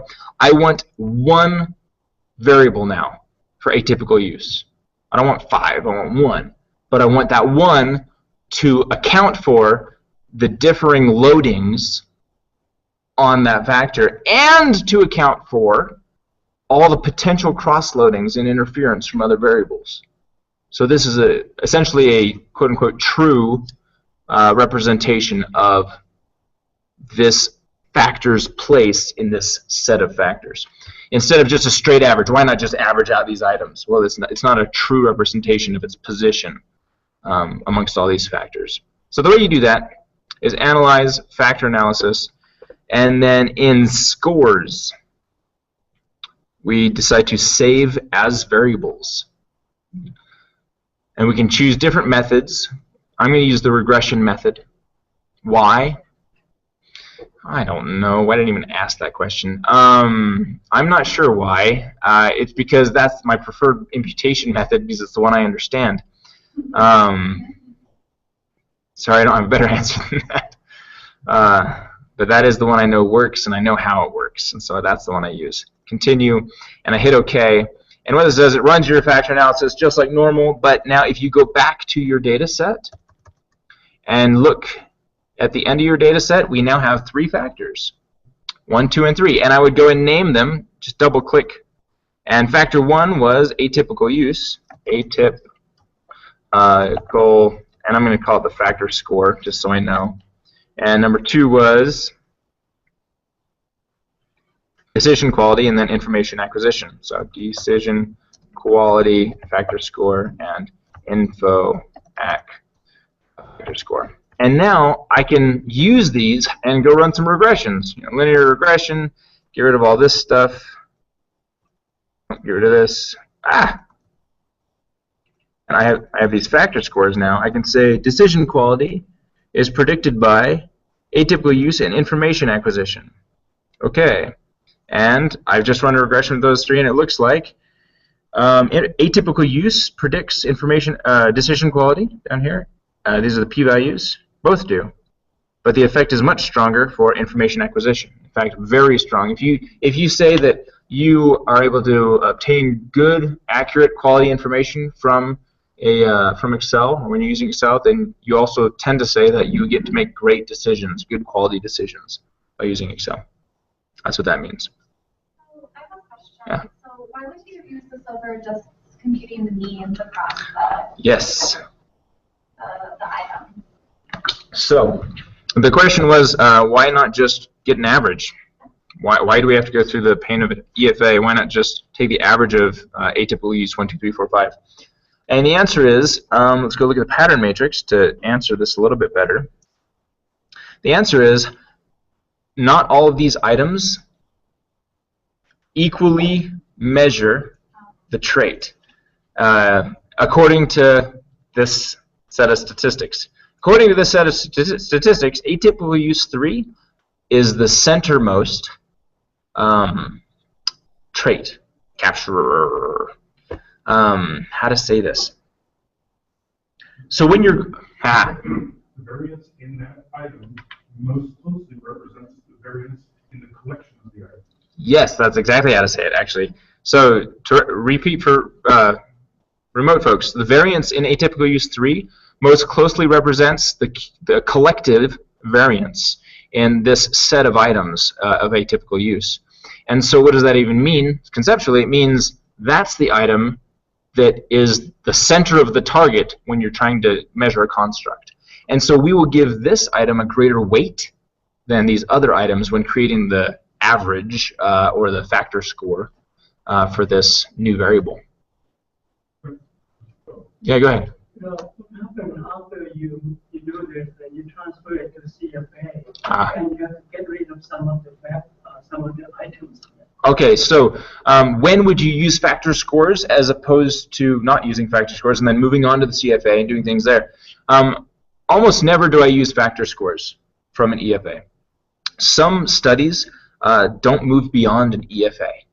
They go straight from EFA to causal analysis. How does atypical use predict decision quality or something like that? And so that's when you would use it. Otherwise, don't use it because you can do this again in the CFA after addressing all the other issues. Yeah, and we'll do that tomorrow. We'll learn how to impute factor scores in an CFA. Yeah? So what if you're just going to, maybe you weren't interested in doing structural equation modeling, maybe you're just going to use ANOVA, yeah, and you were using scales that already determined. Then I would do this approach. You would do this approach. Definitely. And then use that instead of using the mean. Yes. Yes. Okay. Repeat the question and also add some answer. Is your p-value more inclined to be significant, perhaps, as this because it's tapping into the measure? Let me repeat the questions and answer them in order. The question is, if you're not planning on using SEM and you really just want to do some ANOVAs or something, but you have data that's collected on a scale like this, multiple items, instead of taking the average, should we do this? The answer is yes, we should, because it's a more accurate representation of the trait we're trying to capture. The second question is what was the second question? I'd be a terrible politician. Yeah, so the p-value. So if you're tapping into the correct construct that you think you're measuring, would you maybe be more inclined to find significance because your variance is being, yeah. Okay. The question is, if you do it this way, instead of using averages, are you more likely to get significant effects? The answer is, you're more likely to get the right answer. Whether that's significant or not, that depends on a lot of things, but you are now using measures that more accurately capture the trait you're trying to measure. Whereas with an average, you're including a bunch of noise. You're saying, oh, these are all equal. Whereas in this case, it says, no, here's the target. Everything else is around the target. I'm going to add to that. No. Oh, yeah, one more thing. If you're doing ANOVAs, typically, you want to know what the mean was. I mean, what is the mean, so I can see what the difference between the means are. But if you save factor scores, look at the numbers it gives us. Let me go back. Data view. It gives us these funky numbers. These are not the original scale. These are on a standardized scale where the mean should be 0, I hope. Let me double check this. Analyze statistics, descriptives. Give me the mean and standard deviation. I don't care about the rest. Continue. Go down here and hit OK. The mean is roughly 0 and the standard deviation is roughly 1. So yeah, I was right on that. So what is the mean now? It's not going to be on our 5-point scale. It's not going to be a 4. It's going to be somewhere around 0 probably. Yeah, and except they will be different, hopefully, in ANOVA. So in our field, sometimes we'll transform a variable, and then we'll provide means. The original means, or the we yeah. provide the original means, but then when we write up the statistics, we'll use the mean score. Yeah. When we write it up. Yeah. So the means will be in the paper. That's a good idea. Is that common? Yes, but then just report what you did. Okay. The question was, can you take the average beforehand, take the mean of the regular average. When you're doing an ANOVA, you're looking at differences of means. When you have a set of items and you're trying to create an average, so you average them together. Then you look at the mean for one group versus another group on that average set of items, and then you can do the actual ANOVA with the factor scores to get a more accurate estimation, and then just report what you did. So these are not the actual differences, but these are on the average scales. Yeah. And just for what it's worth, the point that similar question. Some time ago, when I had a extra moment, I took items and I took in Excel, took straight arithmetic averages and I plotted those. And then I took the factor that was generated here, and then I also tried it later with the imputed factor. We'll see tomorrow. And I graphed it on top of it, and it'll make you cry when you see how similar they are. Yeah. You go through a lot of work to come up with something that smells so incredibly close to being. It is very similar. I won't burst anybody's bubble here. It just removes some noise. It removes some noise, and on some responses that were somewhat bipolar or whatever, it fills in and it smooths it out. It does. The biggest differences you'll see when using the factor scores is when you have loadings that are low and high. When you have one factor with loadings that are both low and high. So like this one here on decision quality has a 0.4 and a 0.9. That's when you start seeing the biggest differences using the factor scores as opposed to an average. Okay. That's factor scores. Formative versus reflective. Do we want a 5-minute break, or are we just going to plow through and then? Okay, let's plow through it until we do individual one-on-one time. Okay. Formative versus reflective. I actually have some slides on this. And let me share these. Here we go. Ooh, fancy slide transitions. Okay, formative versus reflective. I've said at least 5 times now. A factor analysis requires reflective latent constructs. A lot of people will email me and say, my EFA didn't work. I'm using latent factors. What's the problem? And the problem is they're using formative latent factors.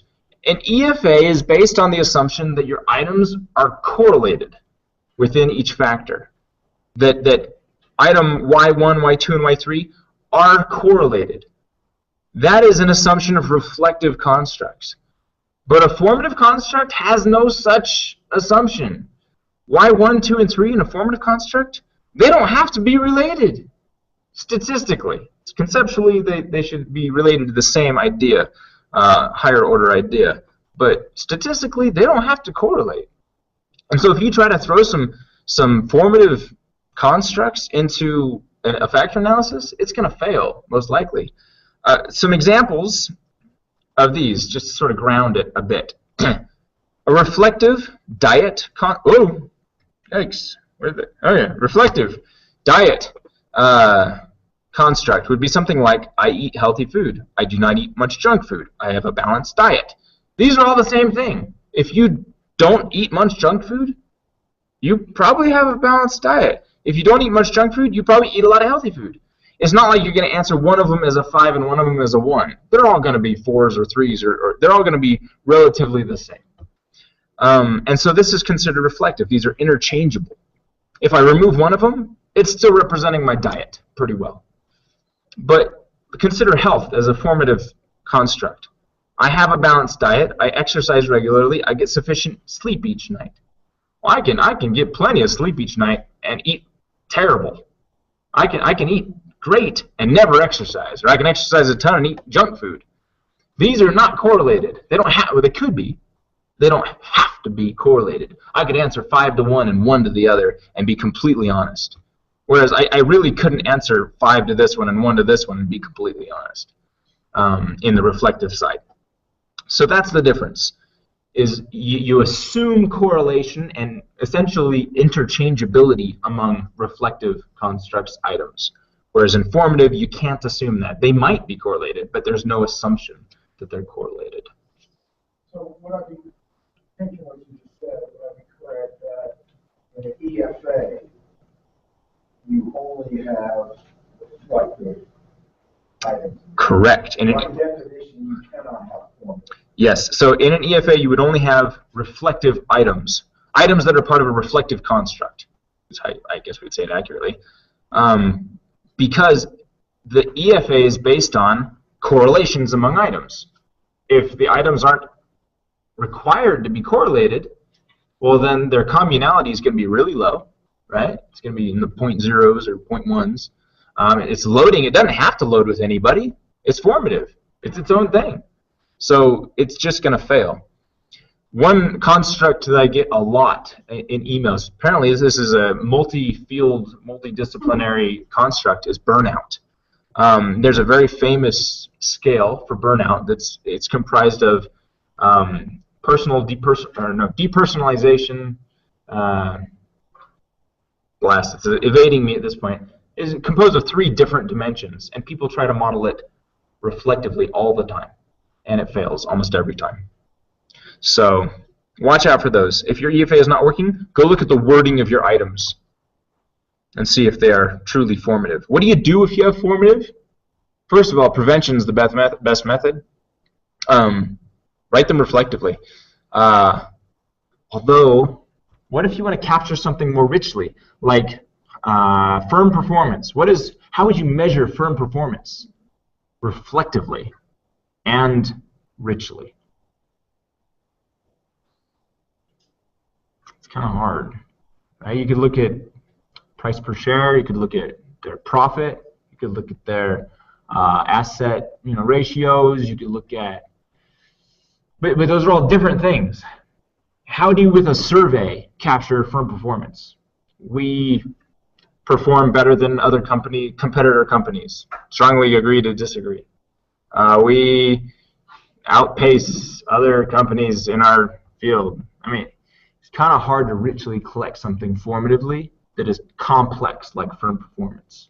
So in that case, you might need a formative construct. And so in that case, what do?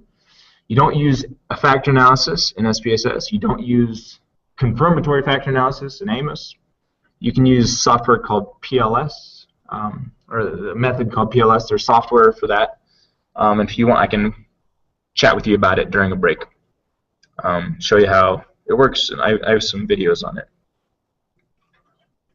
So what happens if you don't know about the concept, just go ahead and run your EFA? How do you know it doesn't work? The loadings will fail. So you'll have so many cross loadings. You'll have so many items that don't even load anywhere. The communalities will be very low if you have formative items in there. And then you'll realize, oh, there's an issue. The first place I would look is at the wording of those variables, or at their context. If they're not survey questions, they might be context-based. Look at the context. Okay. Next time. Second order factors. I don't think I have slides for this. Let me check. Nope, I don't. Let's talk about second order factors real quick. Second order factor is when you have a construct that is comprised of other constructs that are comprised of items. So we did the burnout, right? Burnout is, I do have slides on this. Ooh. Burnout? Escape. Give me 1 sec. I'm going to find it because they're good. Oh, that's beautiful. Let's see. Oh, desolate. Okay. Residency. Where did everything else go? Yikes. Okay. That's lush compared to the salt. It's true. EFA here. Yes, here it is. Okay, check this out. Boom, boom, boom, boom. Here it is. Okay. Second order factor. Burnout is emotional exhaustion, reduced personal accomplishment, and depersonalization. That's that famous scale. This is a second order factor that people often try to model as a first order factor. With these, they try to model it this way. Whoa, whoops. Control Z. They try to model it like this one, as a single construct. But it's not. It's 3 different things that are comprised of multiple items each. And so it needs to be modeled more like this. How do you handle that in EFA? Well, since this is formative, it's tricky. Luckily, its underlying dimensions are reflective. And so you can model these guys in an EFA and hope to get 3 different dimensions out of that EFA, 3 different factors. And that's what I would do to start. If you have a second order factor, or you have indications that there's a second order factor, I would run an EFA with just these items. Let's say I'm testing burnout and satisfaction and autonomy and feedback and participation.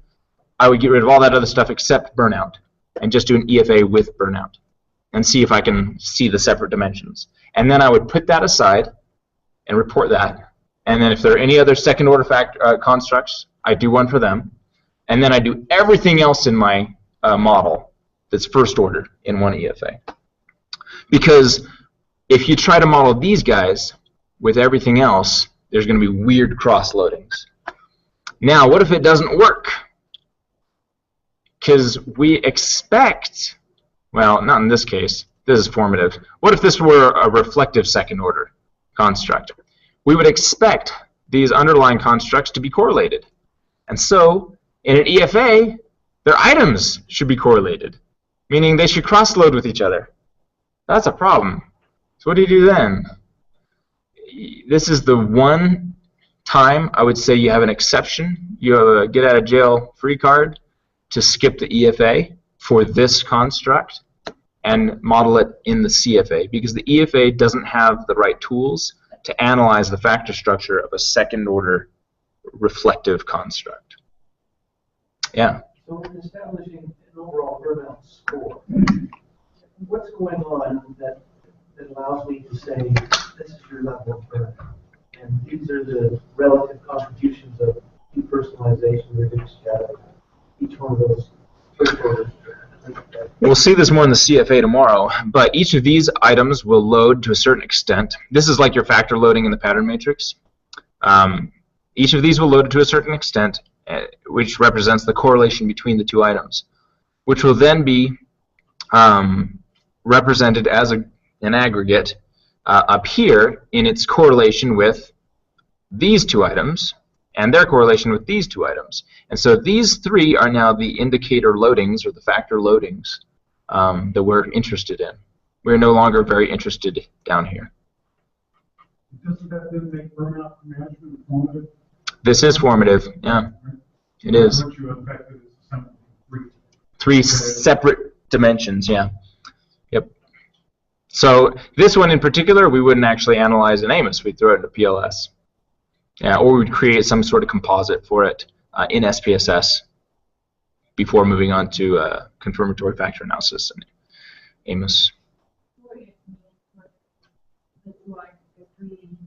Yeah, either separately, if we're interested in them theoretically, separately, or if we're only interested in burnout as a whole, we do it all together.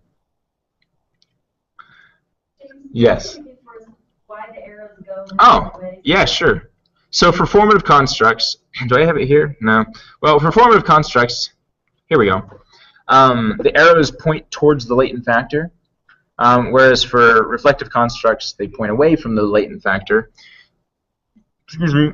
The reason being, how to say this, how to make sense of this. It's the way it is. No, that's a terrible teacher response. I hate it when they say that. It's just the way it is. Trust me on this one.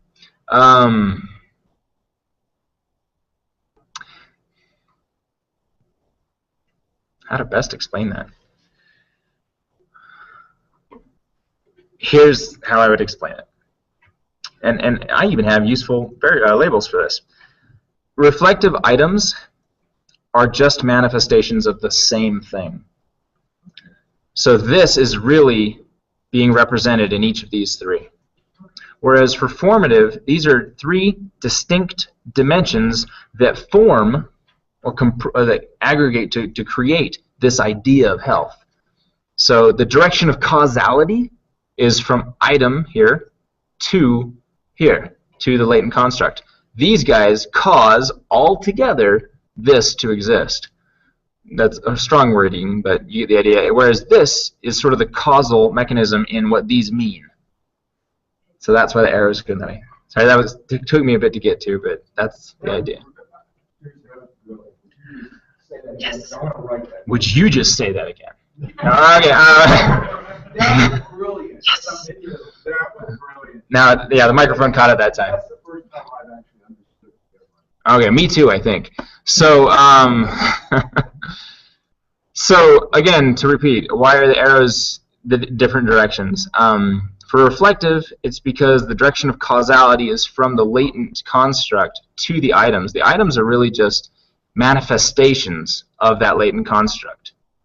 And they're all manifestations of that construct. Whereas for formative, the arrows, again, is the direction of causality.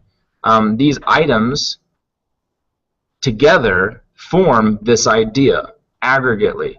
They cause this idea to exist. Whereas if we were to remove one of these items, the idea would change, and so they are causing the idea to exist in its form. And that's why the causal arrow is pointing towards it. And for anyone who's just wondering what are these E's, these are error estimations. And anytime you predict something, there's error associated with it. And that's why the prediction downward causes an error on this thing, whereas the prediction upward causes an error on this thing. Error estimation. That's the Mickey Mouse version explanation. Okay. So most of the time when you have a skill that has multiple skills within it, would it be this formative idea? Yeah, when you have a second order construct, is what you're asking? Yeah, most of the time, second order constructs truly are formative. And sometimes we can get away with modeling them reflectively so that we can analyze them in user-friendly, this is a very relative term, user-friendly statistical software like AMOS, which is not user-friendly. But there are well-established methods for analyzing and good tools for analyzing reflective constructs. And so oftentimes we'll try to model second-order constructs reflectively. But in reality, they are formative for the most part. Because if you have three different things that make up a higher thing, those are three different things. Yeah, so they should be formative. There are papers about it. Huh? There are three different legs of a stool. All right. Oh, the other slides. How much do I care about? Okay, I just need to raise a hands. Who wants to see me sweat under a horrific EFA that probably won't be resolved? I did this once one year, and it saved a kid's thesis. It was awesome. It was so cool. You should check it out. I think it was last year. Check out the end of day 3. It's awesome. I was sweating the whole time, and we saved it, and he graduated. So it's great. We have a few people who want to see it. So what I'm gonna do is I'm gonna let you go. We'll do one-on-one, but I'm gonna keep it recording while I do a horrific EFA. But feel free to go about your own business. And the people who really want to see it, just pay attention. people who aren't so interested, do try to keep the volume down to some extent. That'd be great. But you're welcome to break and drink bathroom, whatever. People on the remote side, I'm going to check what we have here. Oh, actually, before everyone goes, yeah? I just think we finished up on burnout. Yeah. Demonstrations. Could you put it on? Oh, yeah, you guys want those slides? Yeah. Save as recent places. Where to go? Recent places. Slides. Here we go. Burnout. I'm going to relabel this as second order and formative factors in factor analysis. Okay, you guys now have those slides. You're welcome. Hangouts, that's right. Okay. James, I can't see the new data. Darn. Second order reflective. I mean, imagine there are 3 latent variables that represent dimensions of another latent variable. In that case, is it formative reflective? Imagine there are 3 latent variables that represent dimensions of another latent variable. So Edvin, to answer your question, is formative. Yeah, for the most part, that's the most likely scenario. Milagros, if one item is cross-loading in 2 factors with factor loadings of 517 and 571, can it be retained? Oh, no. That is, I'd fiddle around. If you can't get it to work out. Now, that is, if that's the best case scenario, if you have a 0.517 and 0.571, they belong to both factors or neither. In this case, it's both factors, and so there's no discriminant validity between those two. So I would have to drop that item. Sorry, bad news. Before we move on, because I know some of you will be leaving, really cool things to do while you're here visiting. Some of you are visiting from out of state, out of town.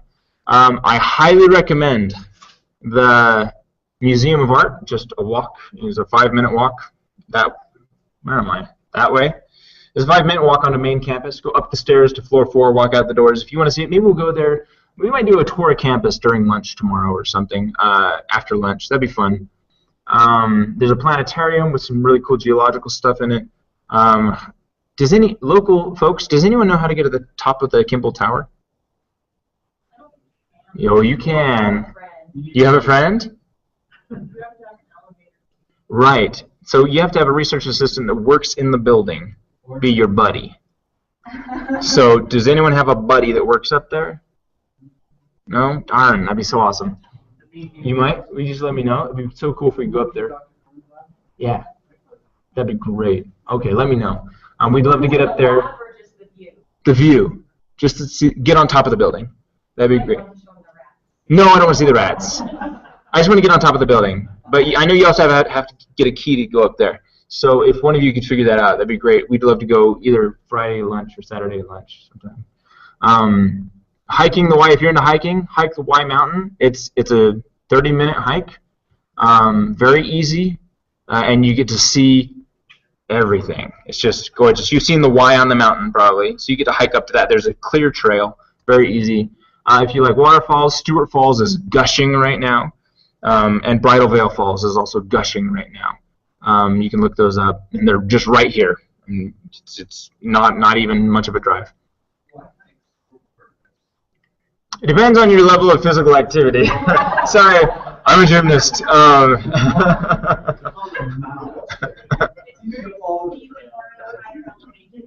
Oh yeah, we're a mile high right now.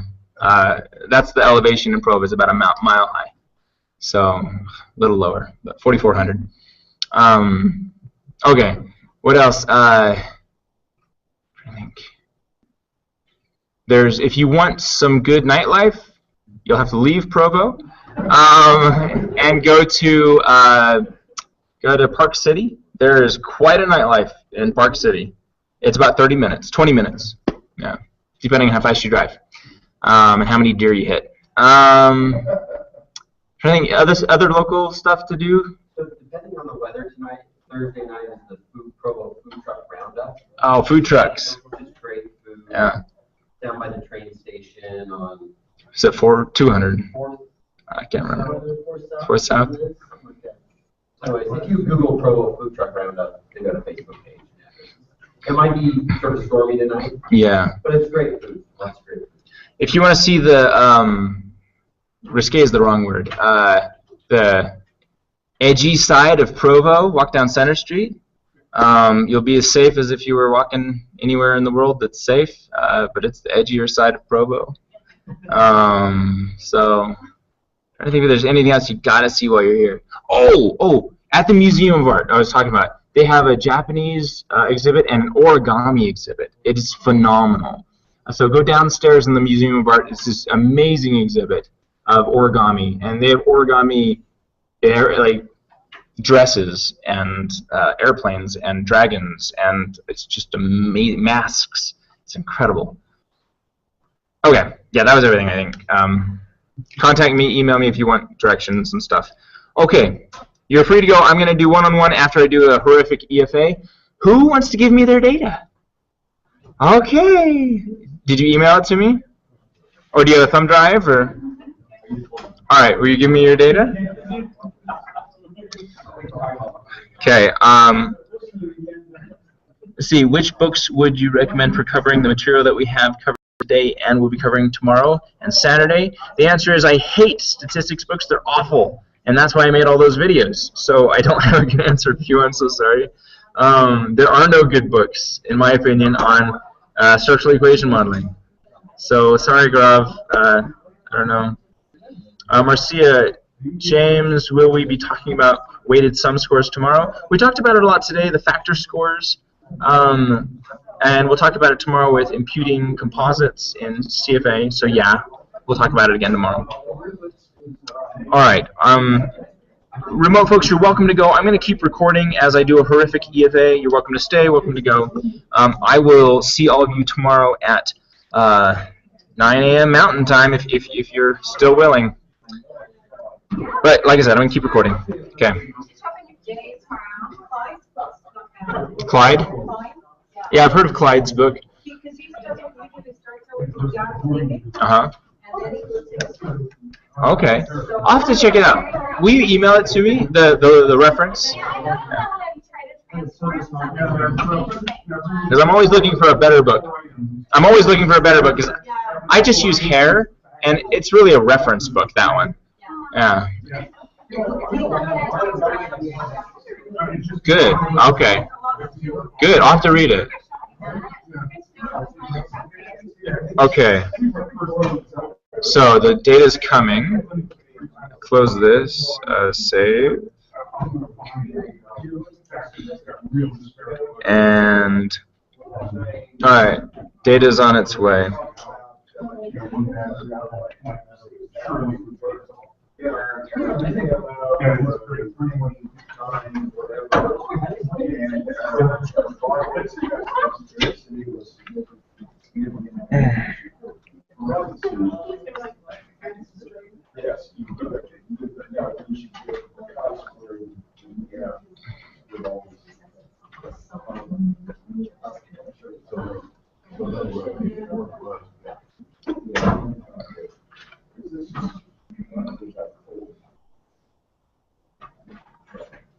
Honey.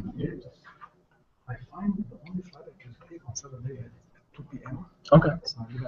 We're gonna shoot. We're gonna try to finish by noon with all the content, and then Saturday afternoon we're gonna try to do a lot of one-on-one. Oh, you should be fine. Yeah, you should be fine. If you have a 2 o'clock.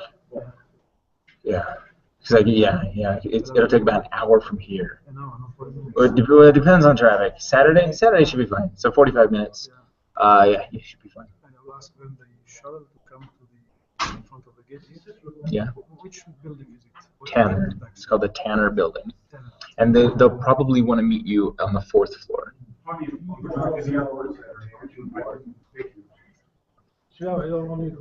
He's leaving early. I'm leaving at 11:40. I'm going to shoot to finish by lunch with all the content delivery on Saturday. We're going to see if it happens, but I'm going to shoot for that. Yeah.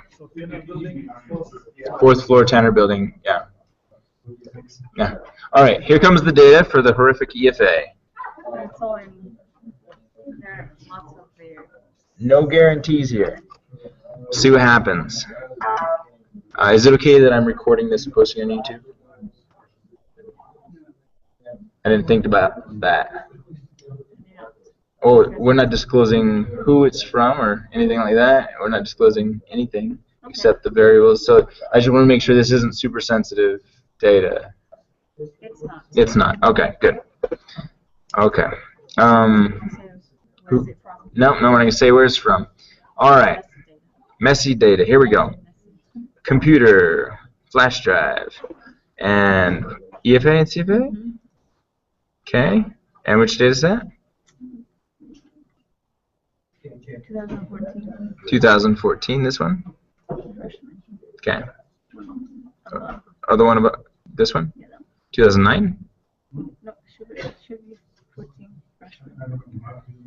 So we have 2014. This one? Okay, that one right there. All right, this is the data set. And now, which variables are we including in this EFA?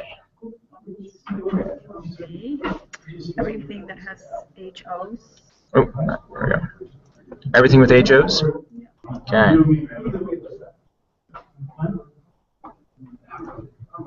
HO to start? I only have hips. I have no starting HOs. Maybe it's the wrong data set? No, it is the second one. Oh, so this is the wrong data set? No, it's the second variable after. Can't see it here. Okay. Let me scroll down. Tim, if we get close. Oh, here. Oh, okay. These guys. All those? Okay. The SF. These three. RI. RI. These four? Yeah, La Jolla Groves is awesome. Yeah. The three? Any others? Okay. So we have are these three constructs? We're hoping for three? Okay, hoping for three constructs. Let's extract. We're good, cancel. And okay. Maximize this. Alright, so why didn't I get a KMO? Oh, I'm running the, sorry, let me reset these. Reproduced KMO. Okay, extraction. We'll go with maximum likelihood to start and see what happens. Rotation, Promax, and options. I want sorted by size. Actually, I don't, not yet, because I 0.2 here to start. Continue. Did you have a question? Okay. Can I catch you after the horrific EFA? Or is it a quick? Okay. When you're talking about reflective versus formative, and I clarified with you, and you said reflective is only going to be in EFA. Yeah. So this is the question out of the graded rubric. It says interpret the factors. To what extent are the constructs reflective or formative? So they should all be reflective. They should be. Yeah. So you just need to say that and why. All right. Yeah. So it's kind of a trick question. It is. Yeah. Okay. Okay. So we have a 0.817, which is good, meritorious, significant. See, here we go. These communalities are pretty good. We had three factors extracted. Hooray! 52%, 53%. Not bad, since we only have three factors. 50 divided by 25 is 2, so that's good. We have 9%. It's less than 10. That's good. All right, here's the pattern matrix. So the question is, are these loading in an unexpected way? This low one, but it's loading with the other RIs, so that's good. And so I would say, we're good. That wasn't horrific. Okay. You were supposed to give me something hard and challenging, but that's great. That looks great. Did it? So the problem you might see is these 0.6s, right? And so it's kind of low here. So these don't average out to 0.7. So what I would say is for the EFA, that's probably okay. because when we push this into a CFA, these are all going to bump up a little bit. And so you'll see this 0.4 is probably going to jump to a 0.5. These 0.6s will probably jump to 0.7s. That's great. Yeah, not horrific. Do you want that? Or, okay, I'll save that. All right, let me copy. Oh yeah, so now you have video record of this. Let me just, I'll paste it here. I'll email it to you later so we don't see who it's all going to. There we go. Okay. We can. It's everything. I have everything. Okay. In fact, I should probably. Well, I'll save it. So I did save the output. There we go. And now it's in Dropbox. Output. Cool. All right. Well, sorry guys, that wasn't a very horrific EFA. Let me close this. I was hoping to sweat a little bit more than that. Yeah. It's all good. We worked through some tricky stuff today already, some information acquisition, decision quality stuff, so that's good. All right. Yeah, I'm going to turn off my Hangouts. I'm going to stop broadcasting, and then I'll come see everybody. All right, guys, thanks so much for joining via Hangouts today. I'll catch you tomorrow. Oh, somebody else recommended a book. I recommend you the book, Applied Multivariate Research. Cool, I'll check it out. Thank you. All right, I'm going to end the broadcast. It will be posted to YouTube. Thanks, guys.